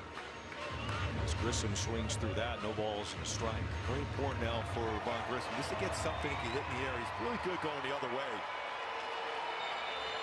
That changeup will be a tough one to hit in the air unless it's elevated. Cleveland has their infield in here. As Grissom fouls one away. You surprised to see the infield in right here? Yes. It's kind of almost halfway in, especially with that speed on the bases, though. I mean, you put yourself up for a big inning going against you with the infield in like this. So hopefully that's going to be the case. The drive one by the infield. That's 2 runs for sure. No balls, 2 strikes. Here's ground ball up the middle, but it's picked by Hanau. Now Trout stuck between second and third. Hanau allows Grissom to reach first. Trout trying to stay alive to get Grissom to second. Oh, that is excellent, excellent base running by Trout. Held himself up long enough for Grissom to just go to second and replace him. So that infield in, it allows him to keep that run from scoring, but Trout stayed in that rundown long enough to be able to make sure Grissom got into scoring position himself. That's a smart play by Neto, not moving off the bag too. Staying right there. Sometimes you have a guy who will move off like that. Wonder if Trout initially thought the contact play was on, because he took off right away and Neto was not moving off of third. So Grissom ends up at second base and just replaces Trout there. As Trout got himself in that rundown long enough. Here's Ballesteros. Now the infield way in now. They're halfway in the last one. Now they're all the way in. Still in the same situation where Messick had scored 2 runs, and you give more room for that hit to happen by playing the infield in.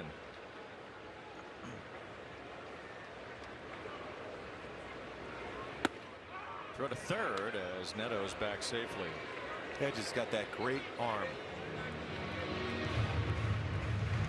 Kia player profile on Mo Baller. We've seen his bat start to come around over the last week. And he's hit quite a few baseballs in the air, which he's trying to do right now. 1 ball, 1 strike. Raise off that breaking ball from Messick, 2-1. Take on that one.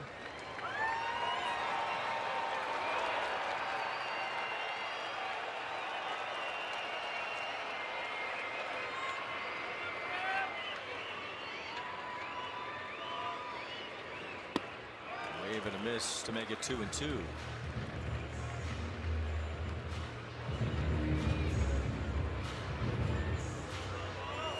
He's got to make some contact. Make him make a play.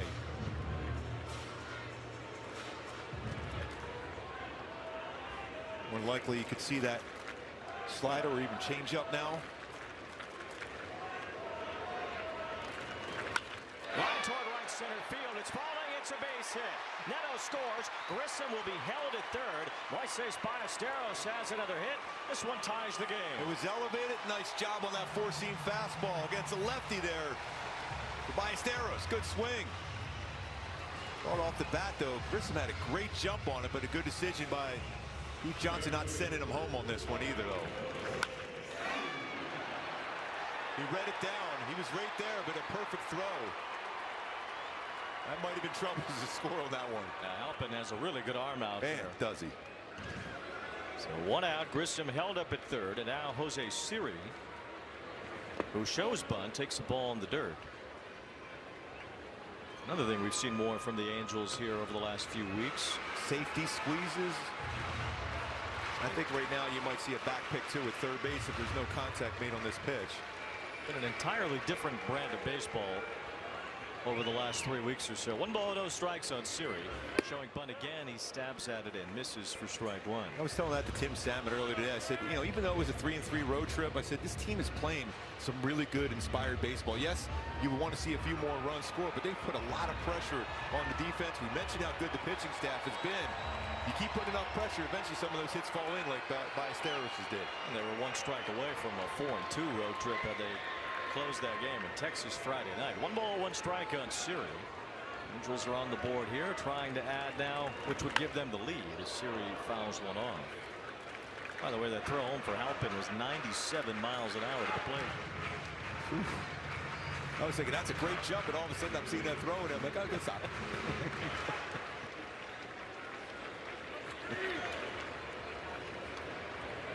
1 ball, 2 strikes. Infield is still about halfway in. Maybe a quarter of the way in.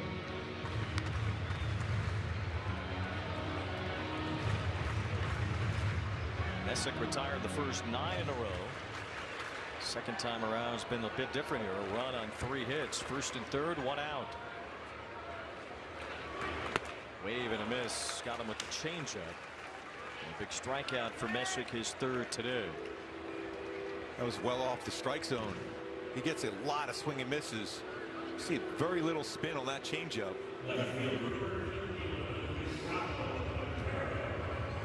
Now we'll see if Gustavo Campero can come through.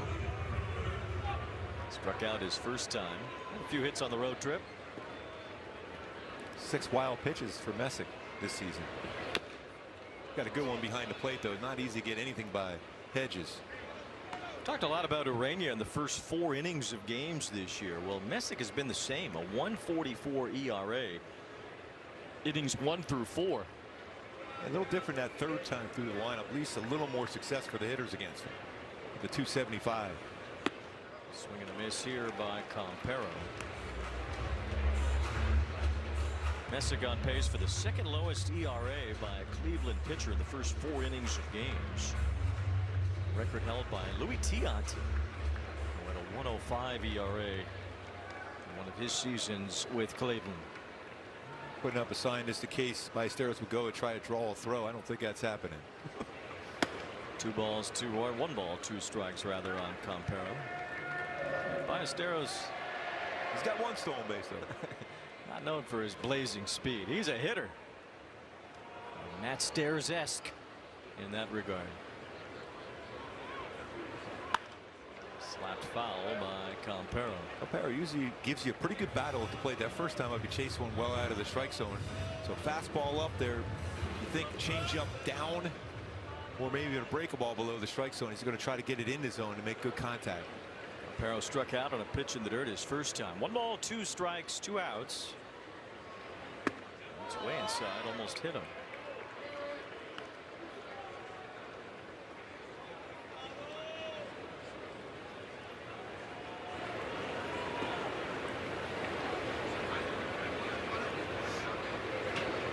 Ball 3. Look at bat working so far. Now Ballesteros will be on the move.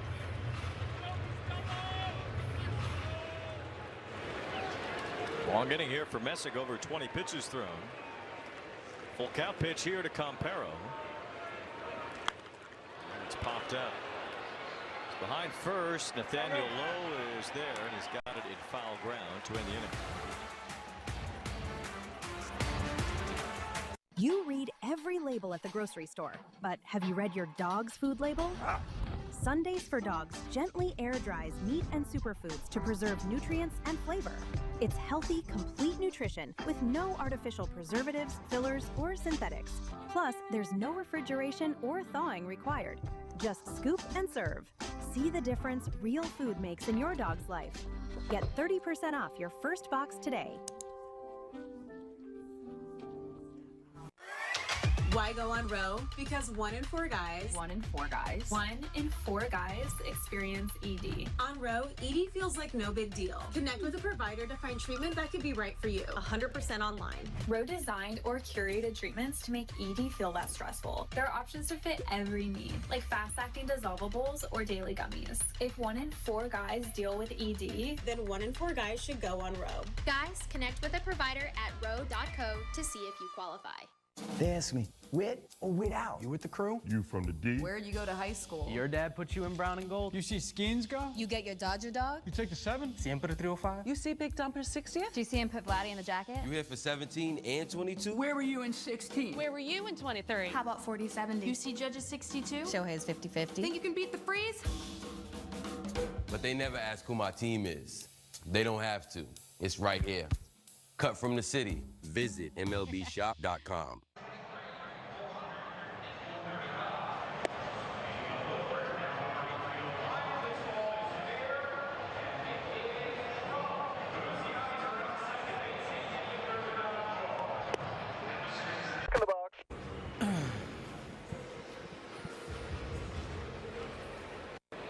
Cleveland scored in the top of the 3rd. Angels got the run back in the bottom of the 4th, so it's even 1 apiece as George Klassen goes back to work.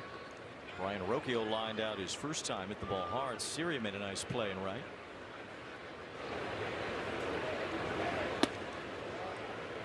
Rocchio shows bunt and takes the ball. Rocchio's turned into a good player, very good defender at shortstop.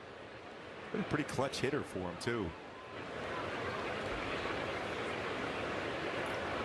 Walk-off 3-run homer at the end of last season that officially ended Cleveland's incredible September run last year as the Guardians came back from the grave. At one point 15 and a half out. They were 10 games out on September 6th.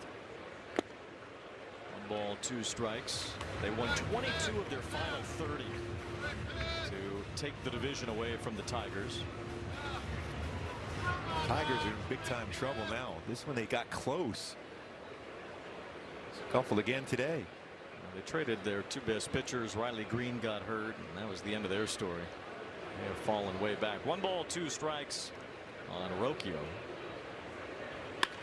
Slapped the other way. It's off the glove of Guzman. That should be an error.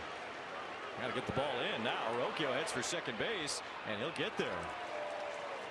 So Guzman has that one clank off his glove, and Rocchio gets 2 bases out of it. He kind of tumbled into second base. He needs to be checked on.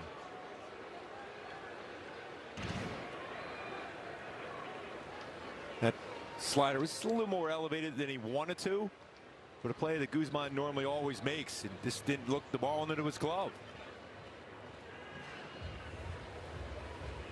It's a big error considering the circumstances here, because it puts a runner at second with the top of the order coming up. So Rocchio kind of had his hand stuck as he dove into second base. Been a valuable player for him, both with the glove and the bat. And they called up and now they DFA'd Gabriel Arias, who had been kind of a utility man for them. Rocchio seems to be okay. Now Stephen Kwan stands in. Kwan's had 2 hits today with a run scored.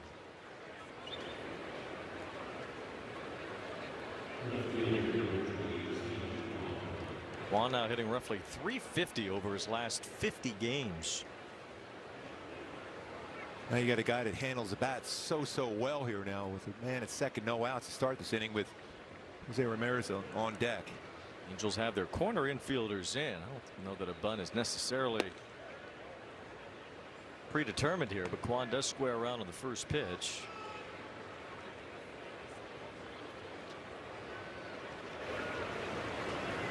Kwan, a .358 hitter against the Angels lifetime.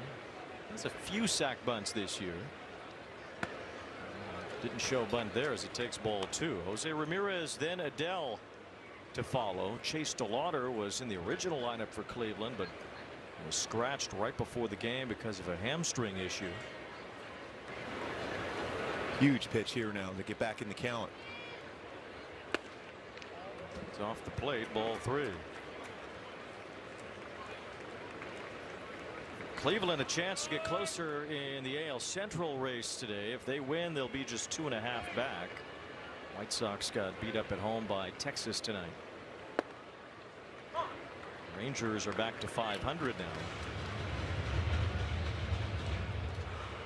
And in first place.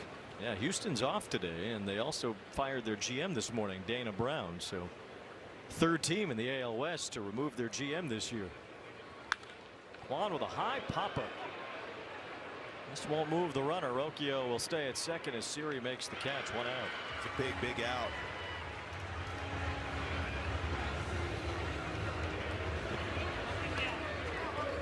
Them at second base. See if the Angels decide to walk Ramirez here. They've done that a lot over the years, that's for sure. Haven't seen any motion yet from Kurt Suzuki with regard to that. So for now, Ramirez in the box. And the A's, Angels, and Astros all let go of their GMs at various points this season, with Houston firing Dana Brown today. Strike 1 to Ramirez. Backdoor that slider. Remember, he hit a changeup real hard. Last at bat one is over the zone. He was caught stealing back in that third inning. Guardians have been caught twice today. As Ramirez hits a fly ball to center. So after Rocchio reached second to start the inning, couple of fly ball outs. This one will also keep Rocchio at second. Good job by Trout to get it in quickly. Hey, nice job getting behind that throw too. Trout did. It's big to keep him at second. Why? Because now you still have that slider you can go to and bounce it possibly. That's compared. It's more difficult to do that with a man on third. Fastball, slider, really spammed those 2 pitches in his last start too. It's not much different in terms of pitch mix from what we saw in Houston. Yeah, I mean, and 2 pitches he feels real good with. Results have been fine tonight. He's been hit a little harder at times, but still just the 1 run. Jo Adell bats here with a walk and a strikeout as the former Angel bounces 1 foul. Jo Adell still has the Angel font on his sleeve there, and well, he can't quit the Angels. Angel fans love him. And rightfully so. Had some really thoughtful and warm comments about the organization before the game today. Erica posted it on her X account, so you can go there and take a look at what Joe said, but nothing but kind words and gracious attitude from Jo Adell about the Angels organization. Certainly left this franchise like a champion. Yes. 98-mile-an-hour fastball from Klassen. Now Joe's got to be thinking, okay, he's going back with that slider now. When he threw that elevated fastball like that, sometimes you might want to try to sneak in a fastball by him. Punches this one foul to stay alive. Still 1 ball, 2 strikes on Adell.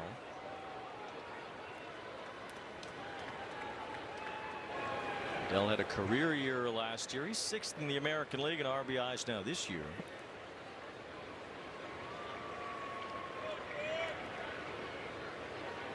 Actually still tied for the Angels lead in RBIs with Zach Neto. 1 ball, 2 strikes. That's off the plate, ball 2. Good spot though. There's a miss. That was a 92-mile-an-hour slider. Hearing the oohs and the ahs as a hitter. I think you got a chance at a chase now out of the strike zone with it. Klassen trying to work through it here in the 5th. The leadoff error. Rocchio still at second with 2 outs. There's a bouncing ball up the middle. Neto can't reach it. Base hit. Jo Adell gets his 80th RBI of the year, his 18th with Cleveland. And with 2 outs, cashes in that error to start the inning as Rocchio scores the go-ahead run. Ball was hit 107.7 off the bat. And that slider was just upstairs.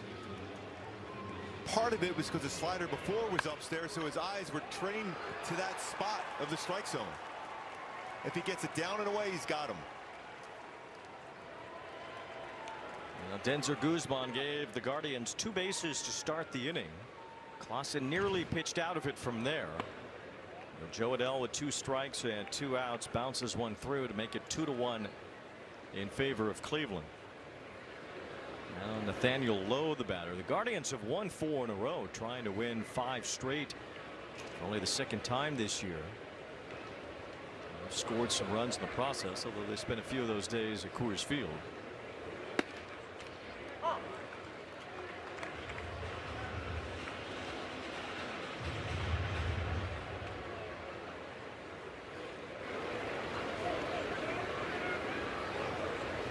Nathaniel Lowe had a sac fly his first time.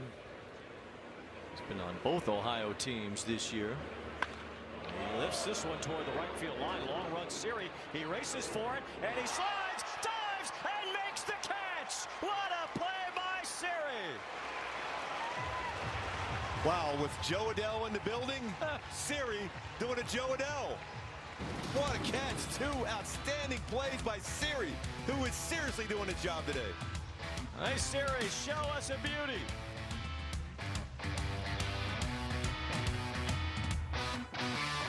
Guys, stop what you're doing and head over to Fabletics, because right now everything is 80% off, including shirts, tees, polos, and shorts, pants, joggers. Perfect for the gym, office, or golf. Get 80% off everything right now when you sign up as a new VIP, only at Fabletics.com. Baby girl got her hair right, looking for the Bron type, never had the time right. Maybe we can take a flight, bite, maybe overnight, like something that you're tight, right? Maybe I'm feeling so good when the vibe's right. I'm feeling so. New Skechers Aeroburst, running shoes that push the laws of aerodynamics. It all starts with Skechers Hyperburst technology, supercritical foam that gives Aeroburst unbelievable response and propulsion, plus a carbon-infused H-plate that returns more energy. Skechers Aeroburst. Hey, I'm at the game. And we should always use Game Time for tickets. They're dropping cool features like zone deals and price drop alerts so we can go to more games and shows. Finally, a ticketing app that actually gives a download the app today. What actually works? I want to understand the choices I'm making. Now I know. Thorn. Join your favorite on-air personalities for unique perspectives, in-depth interviews, and untold stories from on and off the field. The MLB Network Podcast, presented by New Balance, Saturdays on MLB Network and wherever you get your podcasts.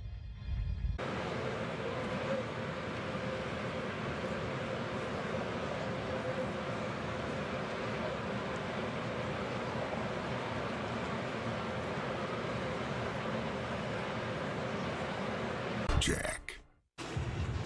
Jose Siri's made a couple of really nice plays in right field. That last one a fantastic play to rob Nathaniel Lowe. He saved a run. Jo Adell likely would have scored all the way from first to that ball falling in. So it stays 2-1. Cleveland with an unearned run in the top of the 5th. As Christian Moore now has the count in his favor. 2 balls, no strikes. When you want to see that power, especially even right center field power for Christian Moore if he gets a fastball out over the plate. Pops this one up toward the second baseman Hanau. 1 out here in the bottom of the 5th as we'll hop in the car with Hyundai. Enjoy your new car. Thanks. Gotta run. Okay, bye. Deal so right, it almost feels wrong. The Hyundai Getaway Sales Event. Here's Denzer Guzman. He grounded out his first time. It was Guzman's error in the top of the 5th that opened the door for the Guardians to steal a run. Ryan Rocchio at second base, although Klassen almost kept him there, but gave up that base hit to Jo Adell. And he hits the ball. When he hits the ball on the ground, it is hard usually. And that was a rocket that Jo Adell hit. And Jo Adell actually has a chance to do something that no player has done in the StatCast era, which began in 2015. And has hit the longest home run of the season for 2 separate teams. He had a 449-foot home run for the Angels on May 10th. And then a 455-foot home run earlier, or last week I should say, for Cleveland, as Guzman is down on strikes. That May 10th game was Mother's Day in Toronto. That long homer he hit there. Plus one even longer in Cleveland. That was the one that one-hopped off the video board. That was amazing. Progressive Field. So Adell has a chance to do that, which has not happened in the StatCast era, but I'm sure it's happened. We have some guys, some power hitters that have been traded. What about a former Cleveland outfielder, Glenn Allen Hill? He bounced around to some teams. That home run he hit in Chicago, Wrigley Field, or whatever that was called, beyond the Wrigley Field. Now, that yellow house. There's a bouncer deflected to the shortstop, Rocchio, which ends the inning.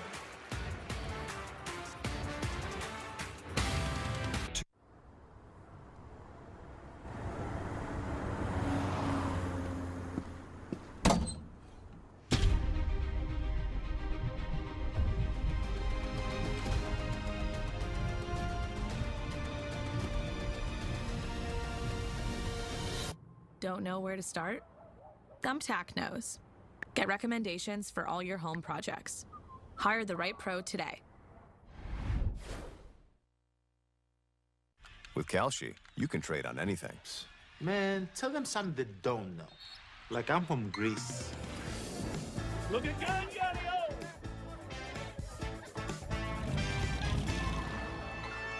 Before I was born late one night, but Papa said everything's alright.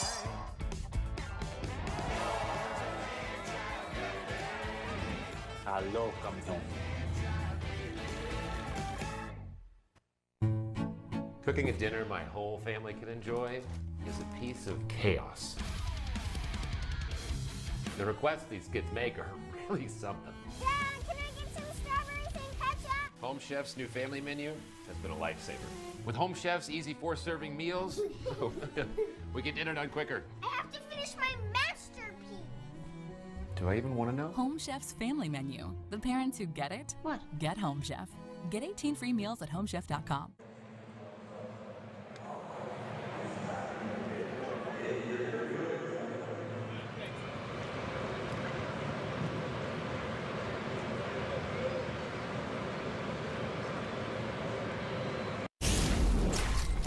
The fact that I kind of became a man, you know, in the game here in Anaheim, and the ups, the downs, the great moments. You know, everything started on this field, and every time that I come here, it's that reminder of the player that I am today. Really classy comments from Jo Adell. No surprise, though, but he really picked up right where he left off when he got traded, becoming one of their most productive offensive players. As soon as he put on the Guardians uniform, he told me that the focus on winning the game and just finding the way to win, that's really what's helped him. Once the focus went straight there, a lot of worrying about the swing, how the swing felt, his own numbers, stuff like that. You just don't want to put your mind in that area. So he said coming over here and worrying about how to win the ball game. All the players here with the Guardians do that. When the focus is there, the players are at their best always, and we see that every year with the Guardians and what they're able to do. Yeah, I mean, they've had that winning feeling for quite some time too, and I love what I saw earlier when, you know, Mike Trout and Jo Adell embraced that in the outfield too. I mean, it's knowing and learning the game under and being around Mike Trout has helped him to go over to a new organization that's all about winning here too. Getting a chance to have those conversations. We're seeing right now it's Stephen Kwan and Jose Ramirez on a regular basis, and an organization in Cleveland that, well, finds a way year in and year out. As Angel Henao has the count in his favor, 3 balls and no strikes. Cleveland is rarely picked to finish atop their division, but they often do. They have won 6 division championships in the last 10 years. They pitch and they pitch and they pitch some more. They generally play good defense. They steal bases. They put pressures on defense. They have Jose Ramirez as their key guy, but they also have a lot of guys that make contact. Been a long World Series drought for Cleveland. 1948, their last championship. They got real close 10 years ago as now draws a walk leading off here in the 6th inning. The 2016 team was up 3-1 in the World Series before the Cubs roared all the way back. A little 17-minute sprinkle in there that helped out the Cubs. Yeah, just slightly. Blake Wyman is up in the Angel bullpen. Harken back to the days of Lou Boudreau and Bob Feller for the last time Cleveland celebrated a world championship. It's been a battle here, by the way, for Klassen today. I mean, he's still been pretty solid, but he's had to work hard almost every inning. Yeah, there's been men on base in every inning, often multiple men. Just one earned run, though. See, he just pulled off a little bit there. You see that front shoulder just opening up a little quicker than we've seen in that game, especially down there in Houston. But he's been so good in those 3 starts coming back, and still solid here tonight. Might need that good defensive play again. He's had a couple good ones turned behind him already today. Double play from Martinez last time up. That lands for a strike on a changeup. We haven't seen many pitches from Klassen that haven't been fastballs or sliders today. That changeup there, you might want to go on the outside part of the plate, though, with it. That's a dangerous spot for a right-handed pitcher. Change up in on a lefty. Ball 1 strike to count. Martinez grounds 1 foul. Much better out of the strike zone there. And it's a warm night. You can see how much he's sweating out there. So he's battling.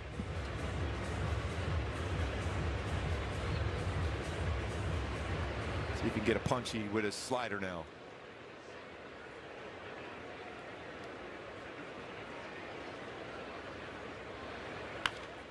Fouled back by Martinez. Martinez homered in both of the games he started against the Angels in Cleveland back in May.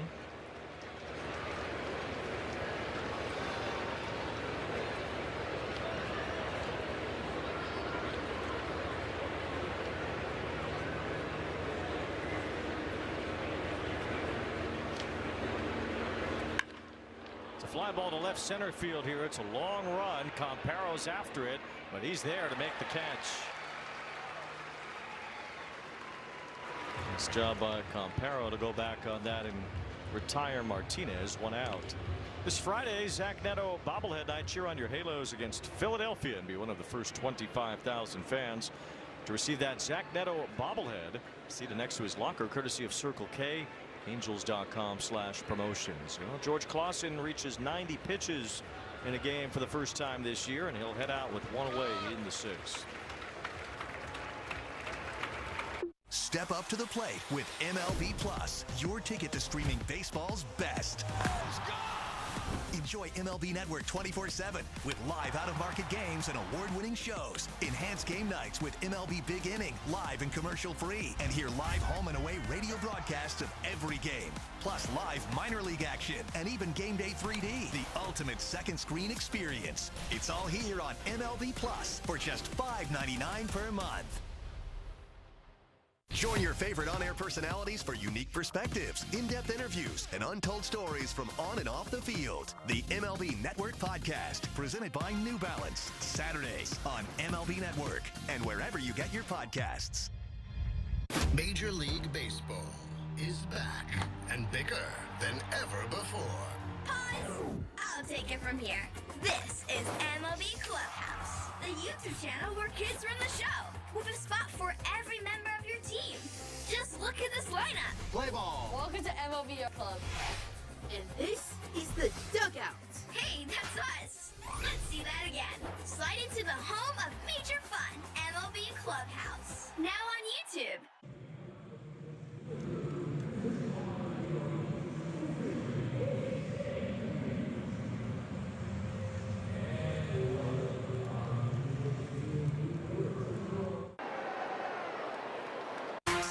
Angels baseball on AB TV, brought to you by Hyundai. The Hyundai Getaway Sales Event. Deals so right, they almost feel wrong. Only at your local SoCal Hyundai dealer. By Jack's new Philly style bonus Jack combo, shaved steak, grilled onions and peppers and melty cheese, starting at $5.99. And by Nissan, summer's ending, but the savings aren't. Hurry into the Nissan end of summer sales event. Well, George Klassen, kind of a mixed bag. Only 1 earned run in 5 1/3 innings, but far from as sharp as we saw over the last few outings. But still, I'm more impressed with that. When you're on a roll, it's easier to pitch that way. A battle today, and he's made some good pitches when he needed to, and that's what's impressive about the youngster.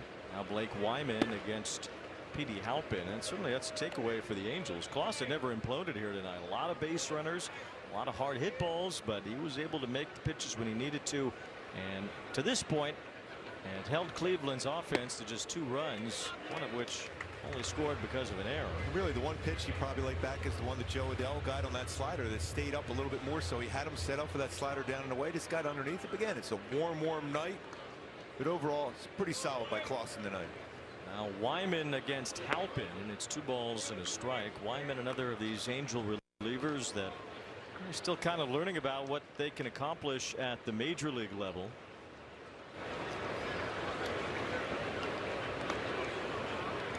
Six appearances so far. He's only allowed 1 earned run, but 11 hits in 7 innings. Kurt Suzuki has often called it an evolving process about how to determine which of these guys can do which things. We've seen Ryan Watson blossom as a late inning reliever here over the last couple of weeks. As Halpin hits one in the air toward left center, Trout and Campero converge. Trout takes over to make the catch. Good communication there right away. Trout put his hand up, made the call. Perry did a nice job of just getting out of the way.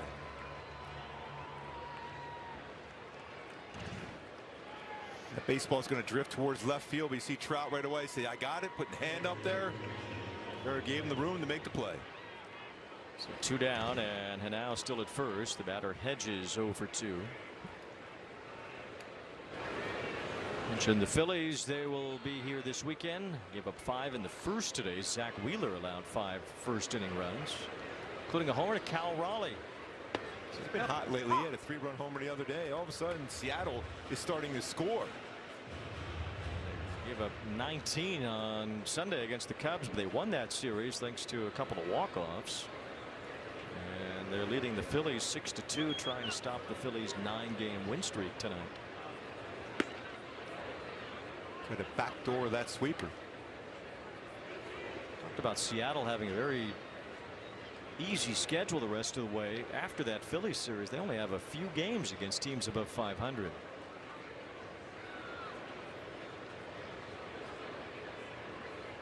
It's exactly where Torrey Hunter talked about, and Erica heard that with the guys saying, hey, you get a chance to be a spoiler, and then you're going to play Seattle a couple more times. You get a chance to knock them out. Same thing here with Cleveland, and you got the Phillies, you got the Yankees. This is what it's all about. That's how you grow. Angels have 7 games in the last couple of weeks with the Mariners. Here's Hedges with a long fly ball right center. It's Trout and Siri after it near the wall, and it's gone. Austin Hedges.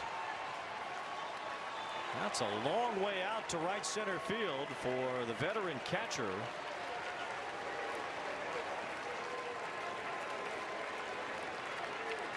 That was 101 off the bat, and just drove it out that way to right center. You know, he likes that at home here. That's a big add-on runs there. 2 outs in the inning. Stayed upstairs, that slider flattened it.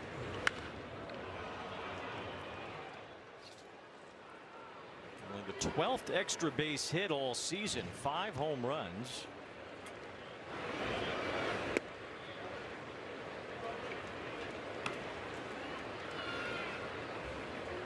It's his first home run since July 24th, exactly a month ago.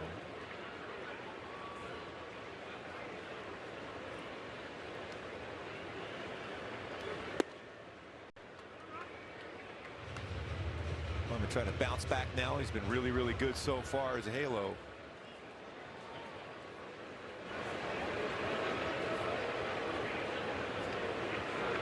Cleveland a 4-1 lead. Parker Messick's been the guy in the rotation the Guardians usually don't score for. Only 6 times all year they've put up 4 runs for him. As well as he's pitched, Cleveland's only a game over 500 in his starts this season because they usually don't score. They do have 4 now tonight. 3 of them charged to Klassen. 2 of them earned. So Wyman gives up the 2-run homer. Angels have only allowed 2 home runs now out of the bullpen over the last 9 games they've played. Warm day like today, the baseball is going to carry real well, and that's exactly what happened.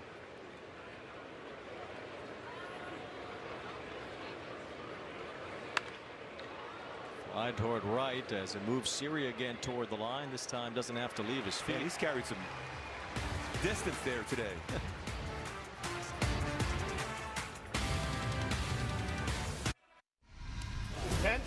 guys. Let's have a good one. At MLB Network, we're always on the move because baseball doesn't just travel, it transforms. This is how we should do a show every day. And we're there to meet the moment wherever the game goes. Regular season. Welcome to Cooperstown. All the stars are out in Atlanta, Georgia. Postseason. Can you believe what we just saw? Whoa! Every season. This is unbelievable.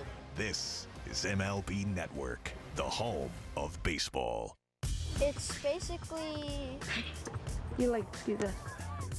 Stealing is when somebody has the ball and they're going to tag the other person and somebody else takes it out of the glove. If you want to just catch the ball, that's okay.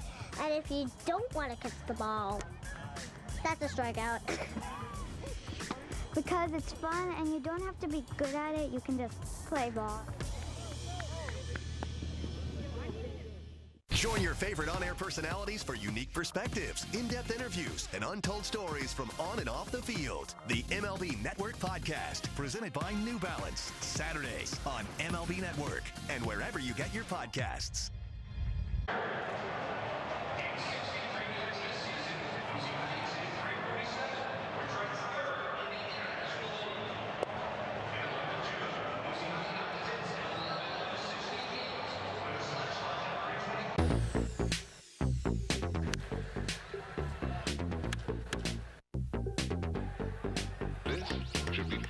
High volume,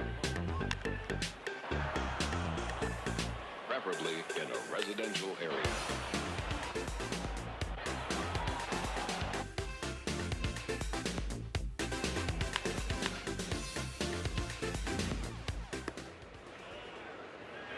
Zach Neto, the reigning American League Player of the Week, scored the only run for the Angels so far tonight, down 4-1. A real nice swing that last bat on that base hit too.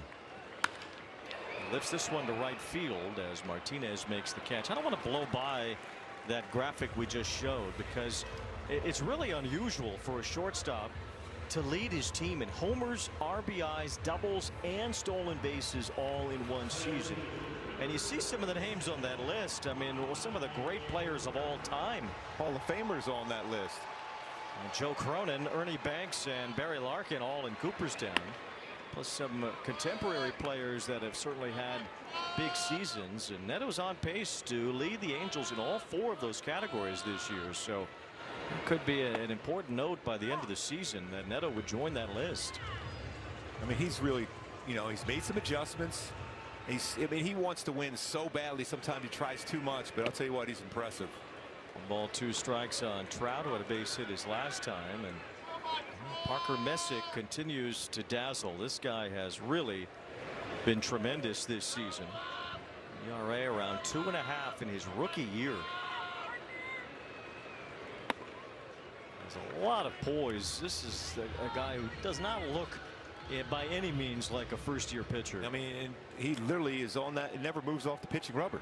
Gets the sign and goes. Off the plate to Trout, it's 3-2. It's 3-2. I don't think it was 0-2 to start, though. But still 3-2. Out there from 1-2. Full count pitch. And it's inside, so Trout works a walk. It's the first one issued by Messick here tonight. Actually, the pitching run value on his 4-seam fastball alone is most of that, plus 24. Comes out in the wash to a plus 26. How about those names he's with? I was going to say, puts him up there with the who's who.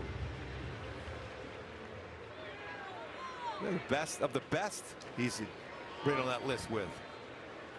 He has been outstanding this year. He's allowed 3 runs or fewer in all but 3 of his starts. And he's only given up 4 runs in those other 3. He's not had a game all year where he's allowed 5. Batting average jumps up a little bit the 3rd time through. Hopefully that's the case here now. 275. Vaughn Grissom, that's a strike. Angels still have both challenges to work with toward the end of this game. Only 3 hits against Messick, all singles, all in the 4th inning in a row.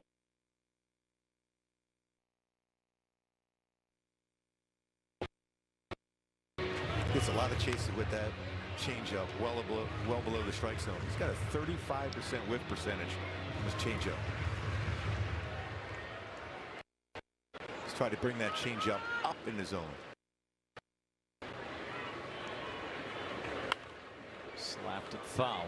They brought it up enough where he could punch it, make contact. Winston Hedges a home run in the top of this inning. His second career homer in this ballpark for the Orange County native. 1 ball, 2 strikes on Grissom.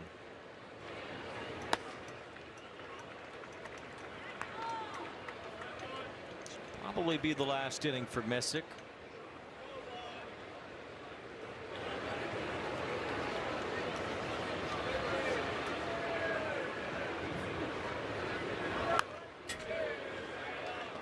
Done a nice job of getting those pitches elevated enough where he can make good contact with the barrel. And he himself, just like we saw with Hedges, he's got good power to the right center field. Bullpen action going for the Guardians. Cleveland's bullpen has been good, not great this year. Sometimes they're great. They haven't really been as much this season. 2-2. Grissom fights it off on a hopper to first. Lowe steps on the bag there. Tries for the double play and gets it. Trout tagged out at second to end the inning. I don't think there was any chance for the double play there, but a quick throw from Lowe retires Trout. Maybe they'll take a look at this one, but I think they did get him. Yeah, definitely. And that ends the inning.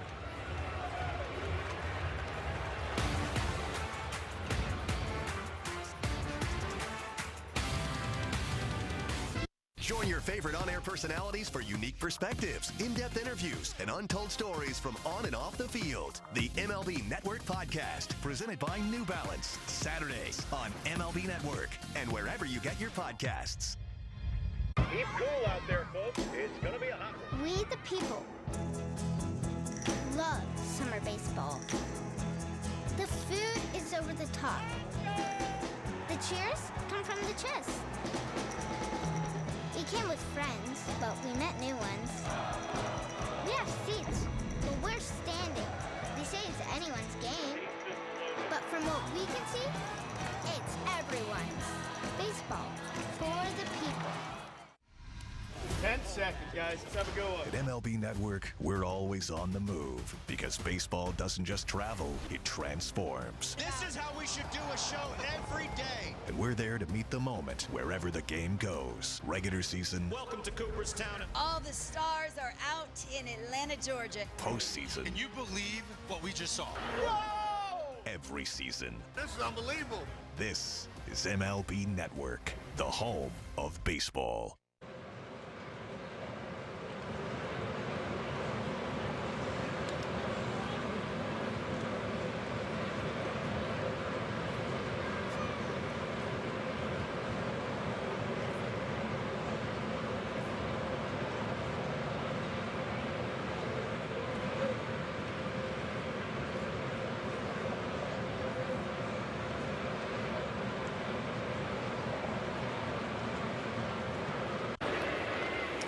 Fiesta Angels this Saturday, presented by Macy's, starts at 3 o'clock.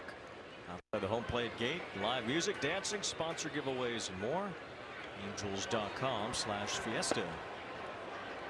All one to Stephen Kwan leading off the 7th inning. It's 4-1 Cleveland. Guardians have scored in the last 2 innings, an unearned run in the 5th. And a 2-out, 2-run homer from Austin Hedges in the 6th inning.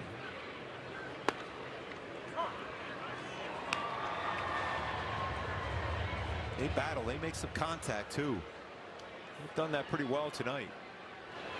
Trying to win their 5th in a row, which would get them back to 500. Quan loops one towards shallow left. Long run. Neto's going out to get it. Nice play. Good communication there. Also, keep in mind, Caparo hasn't played a lot in the outfield. Former catcher. See him in right field, see him in left field. Nice job by Neto, just right away calling for this. Know it was going to be a difficult play for Caparo coming in. Ran that one down. That Kurt Suzuki will go back to the bullpen.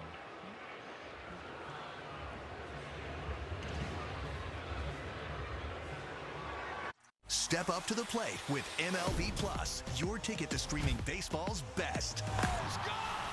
Enjoy MLB Network 24/7 with live out-of-market games and award-winning shows. Enhance game nights with MLB Big Inning, live and commercial-free. And hear live home and away radio broadcasts of every game. Plus live minor league action and even Game Day 3D, the ultimate second screen experience. It's all here on MLB Plus for just $5.99 per month.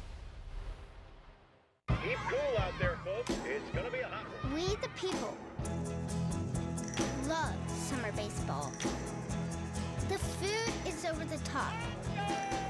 The cheers come from the chest.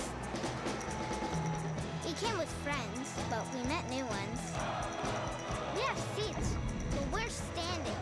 They say it's anyone's game.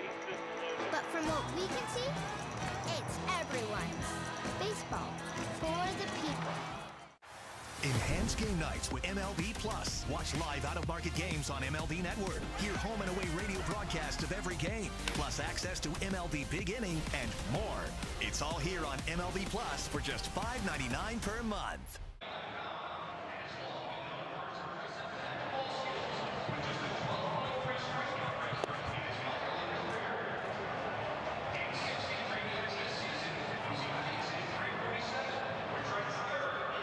Angels baseball on ABTV presented by Pechanga Resort Casino. By Villa Ford of Orange, step up to the plate and drive home a winner today at Villa Ford of Orange. And by StubHub, a proud partner of Angels baseball. Everybody glad to see Jo Adell before the game in his return to Angel Stadium here tonight. Pretty good idea how much he was loved by his teammates. It's great to see that. He was so great to us and gracious to us so often for many, many years. The Joe Show has taken his talents to Cleveland. As Jose Ramirez rips one to the right field corner, but hooked it foul. Luke Murphy in the game now for the Angels.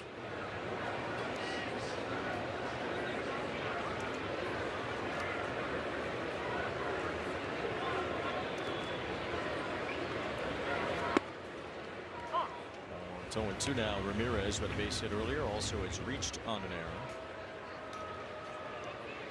Ramirez will fall short of his usual numbers, but still could make a serious impact here down the stretch as the Guardians try to position themselves for playoffs. They'll be the third wild card holder in the American League if they win today.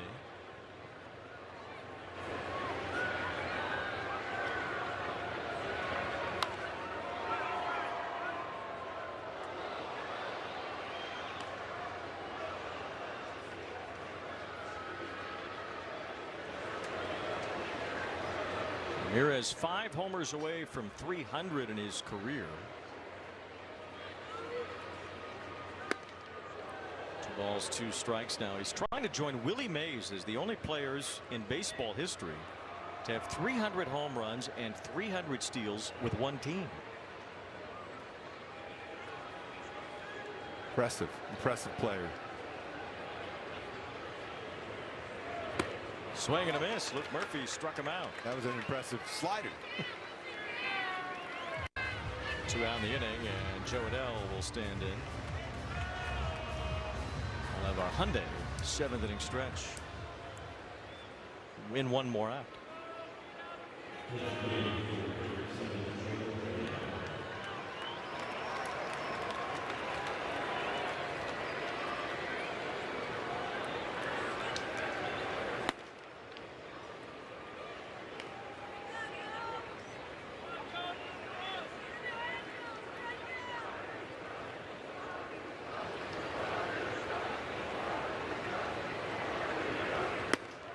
Good fastball there, 96 for Murphy. 1 ball, 1 strike on Jo Adell. Had that RBI hit in the 5th inning, which gave the Guardians a 2-1 lead, cashing in on a leadoff error in that 5th. Murphy with that fastball by Adell again, 1-2. Back-to-back 96. Good live arm Murphy has.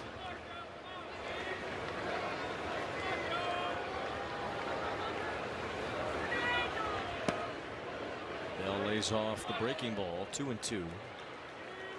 Adell now 80 RBIs on the year, 18 of them in 18 games with Cleveland.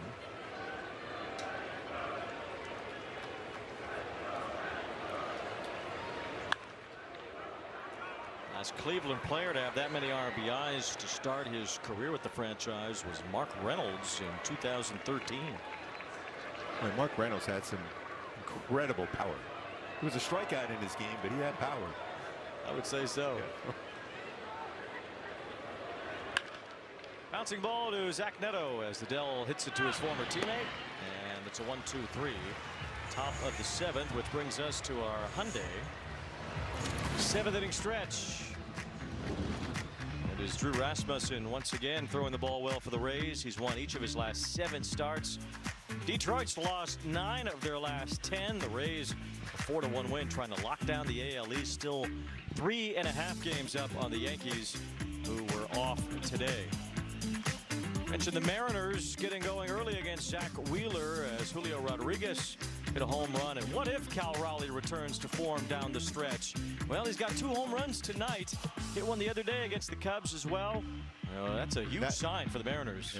And that swing looks back to normal on that one there. That's his power swing, and he's got it locked in right now. Now all it takes to get those 5 good weeks in the American League, and that can change your whole season. I mean, it doesn't matter what you've done there, as long as you could do something special in the end. So far, he's looked like he's locked back in, so that makes Seattle a dangerous team. Well, see if the Angels can come back here against the Guardians. Yeah, I mean, they've had some chances in there too, but Klassen, I thought, battled pretty well. But you know, Cleveland's done a real nice job of making some contact, and their pitching has been everything we thought they would be. It's 4-1 as the Angels trailed here at the bottom of the 7th.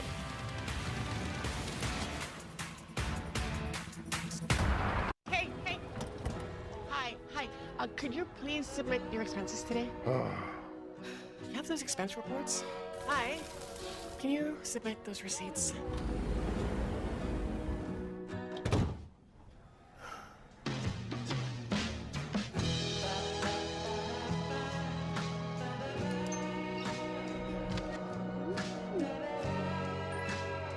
Never chase a receipt again. Ram. Love finance. Join your favorite on-air personalities for you. Don't forget our upcoming games down on the farm, including AA Rocket City, where a lot of Angel prospects are, including Arjun Namala, who was the big prospect acquired for Jose Soriano at the deadline. He's with the Rocket City Trash Pandas as they face the Montgomery Biscuits September 3rd and 6th right here on AB TV. Pretty good talent down there, minor league level for the Halos. The pitcher for Cleveland is Colin Holderman. As Ballesteros swings through the first pitch, Parker Messick done after 6 innings, allowed just 3 hits, all in the 4th inning. 1 run, 1 walk, 4 strikeouts. Another sterling effort from Messick.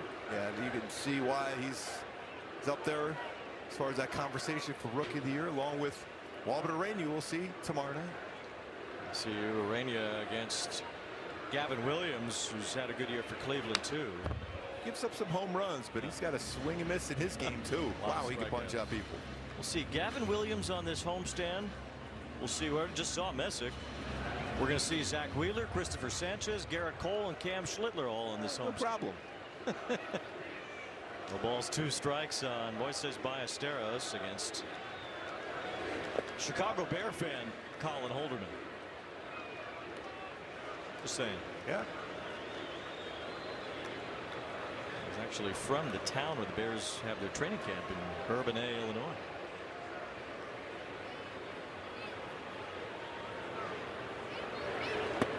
And he strikes out Moises Ballesteros to begin the bottom of the 7th. Parker Messick now 20 starts this year, giving up 2 or fewer runs, including 9 straight starts. That is the most by any American League rookie starting pitcher since Dick Tidrow had 20 starts like that for the Indians in 1972. He is impressive. That fastball, that 4-seam we talked about how good that could be, but his changeup was really, really solid.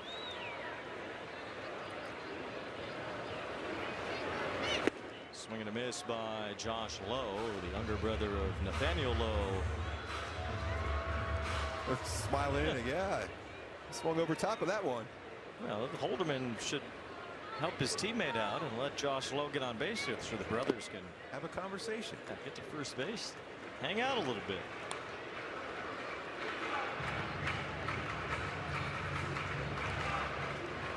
played each other often. They played with each other often. They were both drafted by the Rays in the same year. Josh was a first-round pick. Nathaniel was drafted later, but they played in the minor leagues on the same team a lot.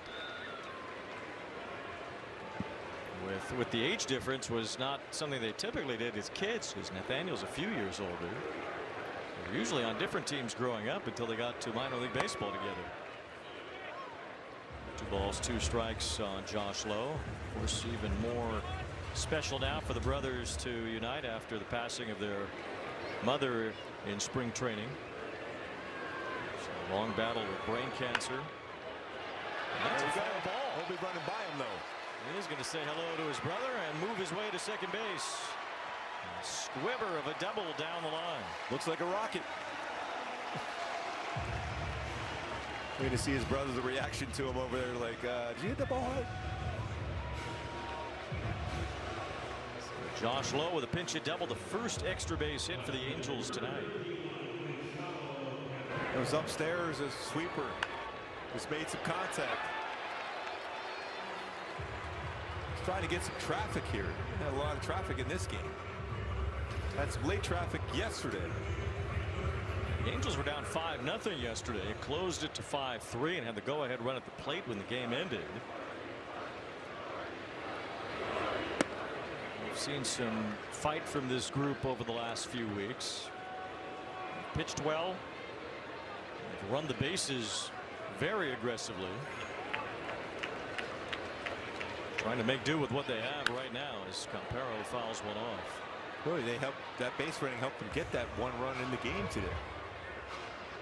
Neto aggressive goal in the first, third, and hit by Trout. Trout made his way to second base, got in that run down long enough to get Grissom back to second, and eventually that base hit by Ballesteros.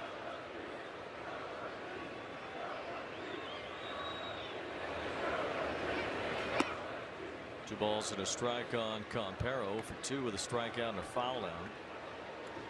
One thing that was always constant about John Mozeliak's teams in St. Louis, they got as much as they possibly could out of pretty much every player on the roster in those days. Every year the Cardinals had guys who were having career years, and you're like, who are these guys? Where do they come from? It really goes, we talk about it a lot, it's going to that winning culture. You start believing that every time you put on that uniform you have a chance to win, and that's what you got to get going here with the Halos. 2 balls, rather 3 balls and a strike now. And Campero takes a big old hack and chops it foul. 3-2. Get on base right here if you're Campero. That was a pretty good pitch to hit that sinker. Pretty firm at 95, but right in his zone.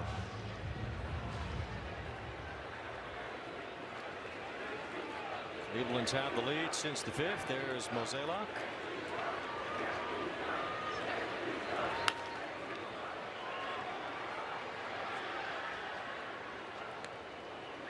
He have as long of a career as a GM as John Mozeliak has had. You know exactly how to act when the cameras are on you. Yes. You don't want anyone to know that you know them. It's a special talent. Only GMs have that talent.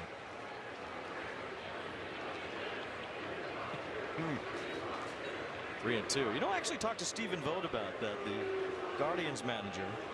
He said he knew he wanted to become a manager toward the end of his playing career. So he spent the last couple of seasons pretending to be a manager and how managers would react off the bench as Campero strikes out on a pitch off the plate.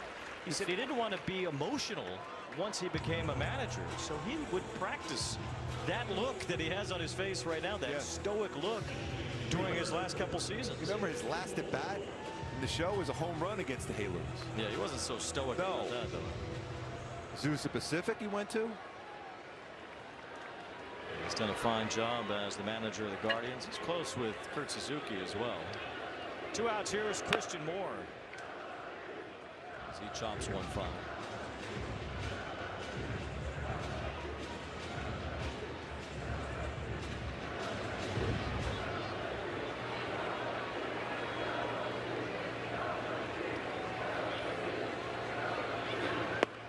Kick out of that from Vogt, though, that he practiced having neutral reactions in bad moments as a player.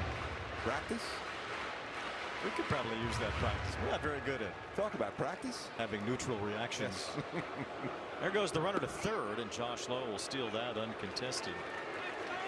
Got to get that stolen base percentage back up, so Fletch leaves him alone. Yes, exactly. There's a run out there, big run to be able to add on here, get closer. Still got plenty of time in this game, but got to get this run home.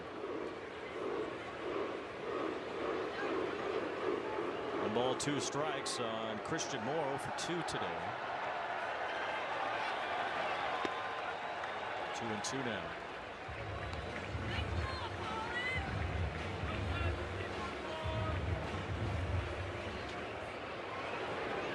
Good swing yesterday, that double left center.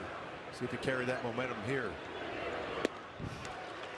Flails at that for strike 3. 3 strikeouts in the inning for Holderman.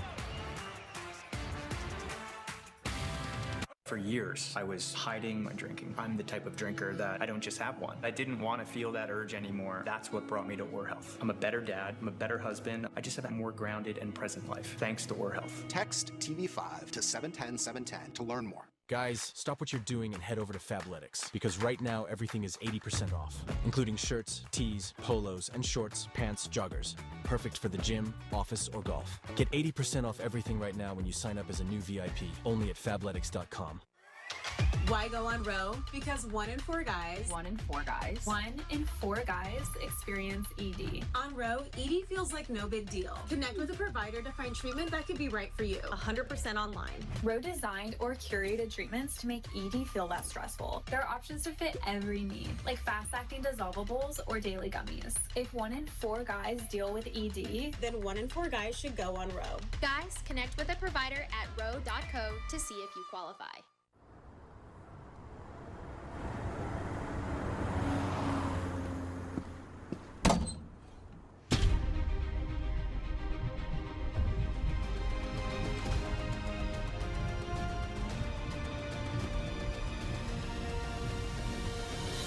Don't know where to start?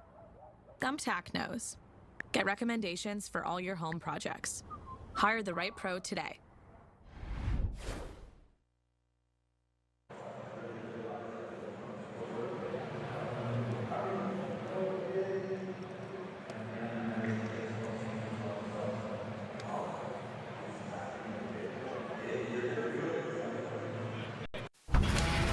Well, let's flash you back to Tim Salmon's great career here at the NBA in an Angels uniform. Today is Tim Salmon's birthday. For that home run in the World Series. How about that home run in the World Series? Yes. That was a big one. Fish, birthday boy. Here's Nathaniel Lowe popping this one up toward Guzman. Makes the catch in foul ground. 1 pitch, 1 out for Sammy Peralta here in the 8th inning. You could hear Tim Salmon on our post-game show presented by Kia after the game. There he is. Working that iPad. 2002 champ, 1993 Rookie of the Year. 299 home runs. I said to him, you know, those home runs in the postseason should count. Well, you don't have to be stuck on 299 forever. Just say you hit whatever in the postseason. Yeah, this had them in. They're big. Those are the biggest ones you'll ever hit. And home run against to put him up 11-9. Yeah, here at Angel Stadium against the Giants. Wait, am I on there again? Yes. Happy birthday, Tim. Happy birthday, Tim Salmon. Here is Angel Henao. Walked and scored as a base hit as well. I like Henao a lot. He's actually still considered their #1 prospect, although he's been in the big leagues for a few weeks now. He's a real good defender already. Between Rocchio at short and Henao at second base, they're pretty loaded up the middle defensively. They think Henao's going to hit. He's already at 295 in short order here. They think he's going to be a productive offensive player. Just watching him at the plate there, you just feel they keep the swing to bat. He's got a decent idea of the strike zone. He got away with I was out of the strike zone there too. He knew that was a ball. But you can just see this way he's at the plate.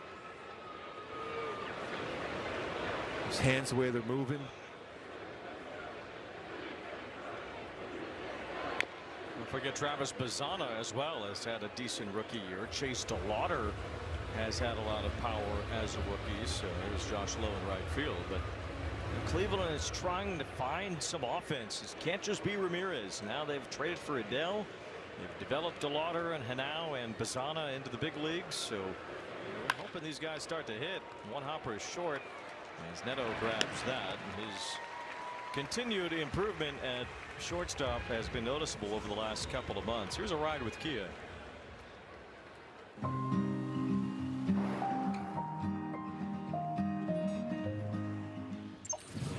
Yeah, you mentioned that with Neto. At one point, he had a -1 defensive run save. Now he's up to 4 defensive run save. You know, last couple of years, he's anywhere between 11 and 13 defensive run save. He's back to being his really solid defender at shortstop. That double play turned the second hardest throw of his career. That was some gas. A strike sliding into Angel Martinez. Cubs are all over the Diamondbacks tonight, 7-0. Cubs have hit a couple more home runs. They lead the majors in runs scored now.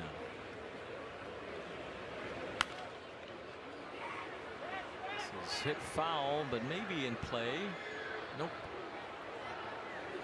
Tell you what, in the National League, I mean, really, there's some solid teams where if anybody got hot at the right time, they can make it run all the way to the World Series. The Cubs are one of those teams, I think. National League playoffs are going to be an absolute gauntlet. That's why you think whoever wins that for the American League, they might be in pretty good position because that's going to be tough in the National League all the way through.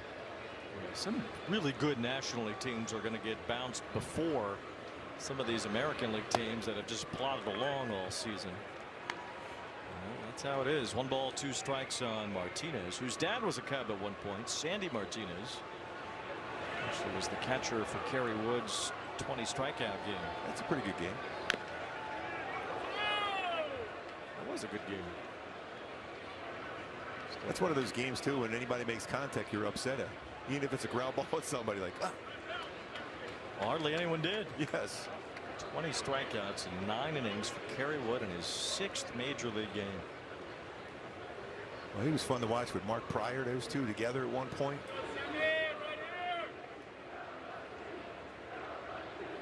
One ball, 2 strikes on Angel Martinez, 0 for 3. As he risks this ball into left field for a base hit, just turned on it. Now he's trying for second base. Here comes a throw in from Campero, and Martinez hustles all the way in for a double. He was thinking 2 all the way, and he makes it.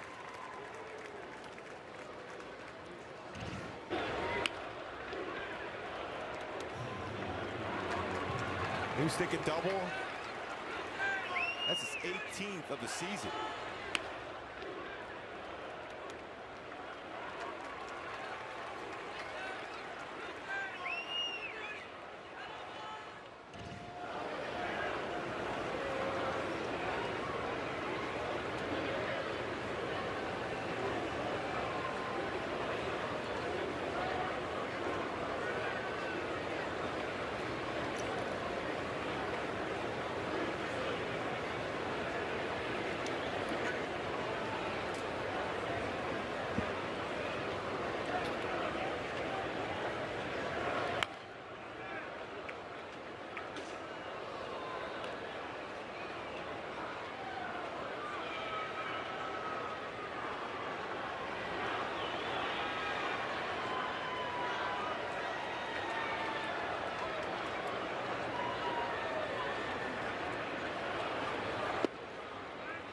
Ball, 1 strike on Halpin with a base hit and a walk earlier. Game 2 of this series tomorrow night, 6:30. Mentioned Urania against Gavin Williams. Wednesday's a day game here. Grayson Rodriguez against Joey Cantillo. Day off Thursday, and the Phillies are here this weekend. 1 ball, 2 strikes on Halpin.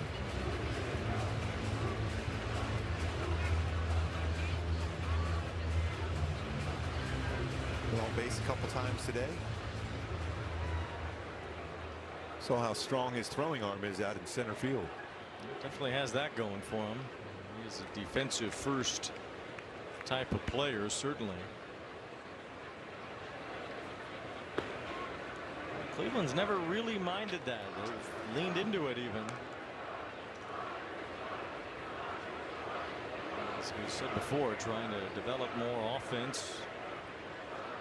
And a lot of times that plays well during the regular season, but that's when you need that offense during the postseason. Let's see if you can pitch. Swing and a miss by Halpin here to end the inning.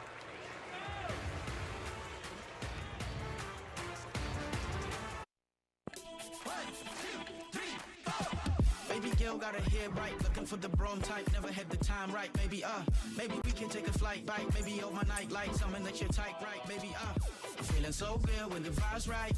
I'm feeling so. Hey, I'm at the game. And we should always use Game Time for tickets. They're dropping cool features like zone deals and price drop alerts so we can go to more games and shows. Finally, a ticketing app that actually gives a f. Download the app today. What is the dumbest thing you've ever wasted money on? I was paying for 2 subscriptions over like 3 years. That's like $1,400,000. How'd you figure that out? I saw an app that shows you all the monthly subscriptions you have and how much you're paying. So what'd you do then? Just like call and cancel, or?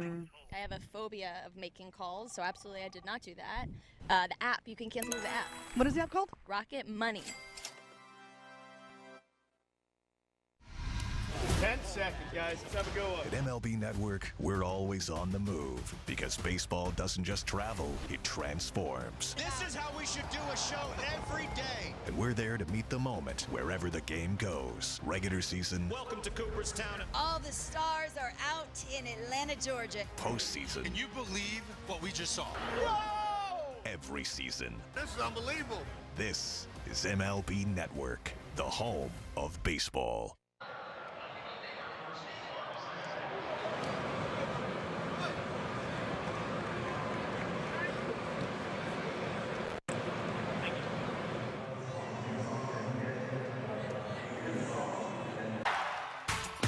Angels baseball on AB TV brought to you by Amazon. Spend less on your kids for back to school.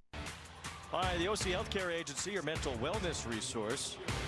And by Easton and Easton, injured in an accident, let our family help yours. Jose Siri paying tribute to Jo Adell tonight with some really good defense in right field. Yeah, he did. He prevented some runs being scored and some extra hits out there. Angels need some hits of their own, down 4-1, facing Hunter Gaddis here in the bottom of the 8th. It's Guzman, then a pinch hitter due up next, as Adam Frazier will bat for d'Arnaud, then Neto. Colin Holderman worked a scoreless inning with 3 strikeouts. Gaddis 92-95 with his fastball.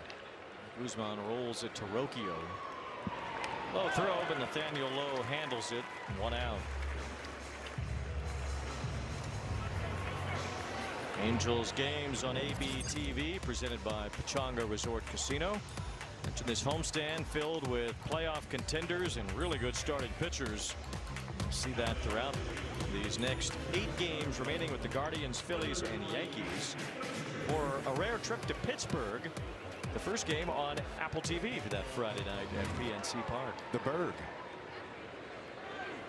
That's impressive. Rocchio made that low throw. He was upset at himself, even though it was picked at first. That's a guy that really thrives to be an excellent defender, and he has been that guy at shortstop for the Guardians. Well, that's why he's there. I mean, Hanau could play short too, and Bazana's a natural second baseman, so Rocchio has got to play serious defense to maintain his position on this team.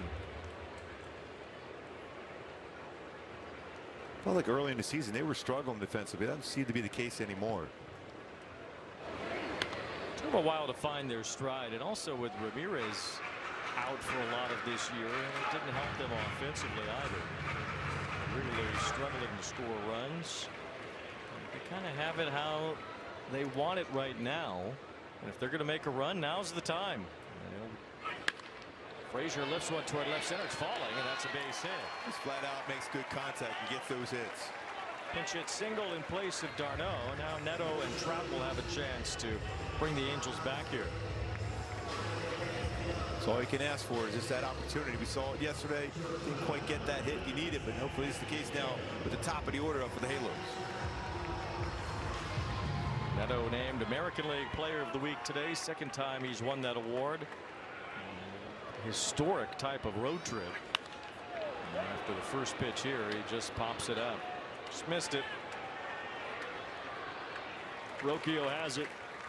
2 outs. We talked about it on the road trip. Neto flattening out his swing to avoid hitting the ball straight up like that. Yeah, he had been really, really good not doing so. He's been really aggressive on the first pitch tonight, even more so than normal, it seems like.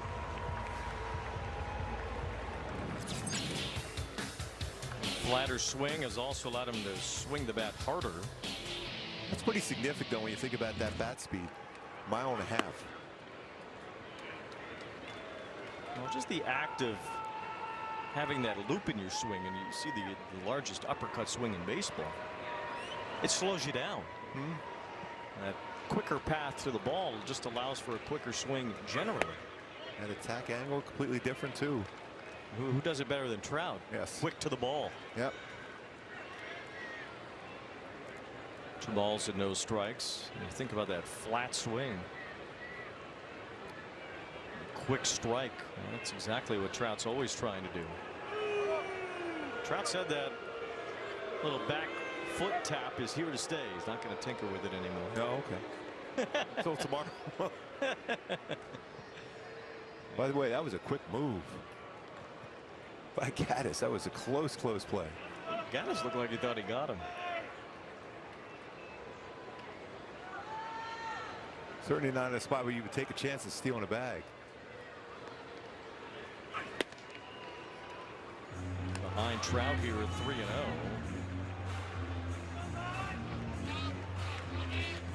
You see that little step back, load on that back leg, and striding forward. It's right in there from Gaddis. Trout trying to bring the tying run to the plate here. Grissom on deck. Watch out there left. One plays pretty shallow though. Took a couple steps back now. Tells you he's real comfortable going back on the baseball.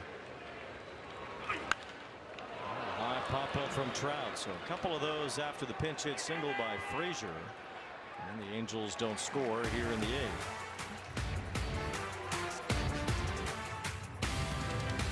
8th. Okay, $1 million deal on the line. You got this. Recaps and sales meeting insights from all my team's calls? Otter AI, it's you who is man's best friend. Otter, the AI meeting agent. What if you could have shades like these for a fraction of big brand prices? With Shady Rays, you can. We're an independent company, so we do things differently. We offer high-quality polarized shades for a reasonable price. And we personally replace shades that get lost or broken. So far, we've racked up over 300,000 5-star reviews.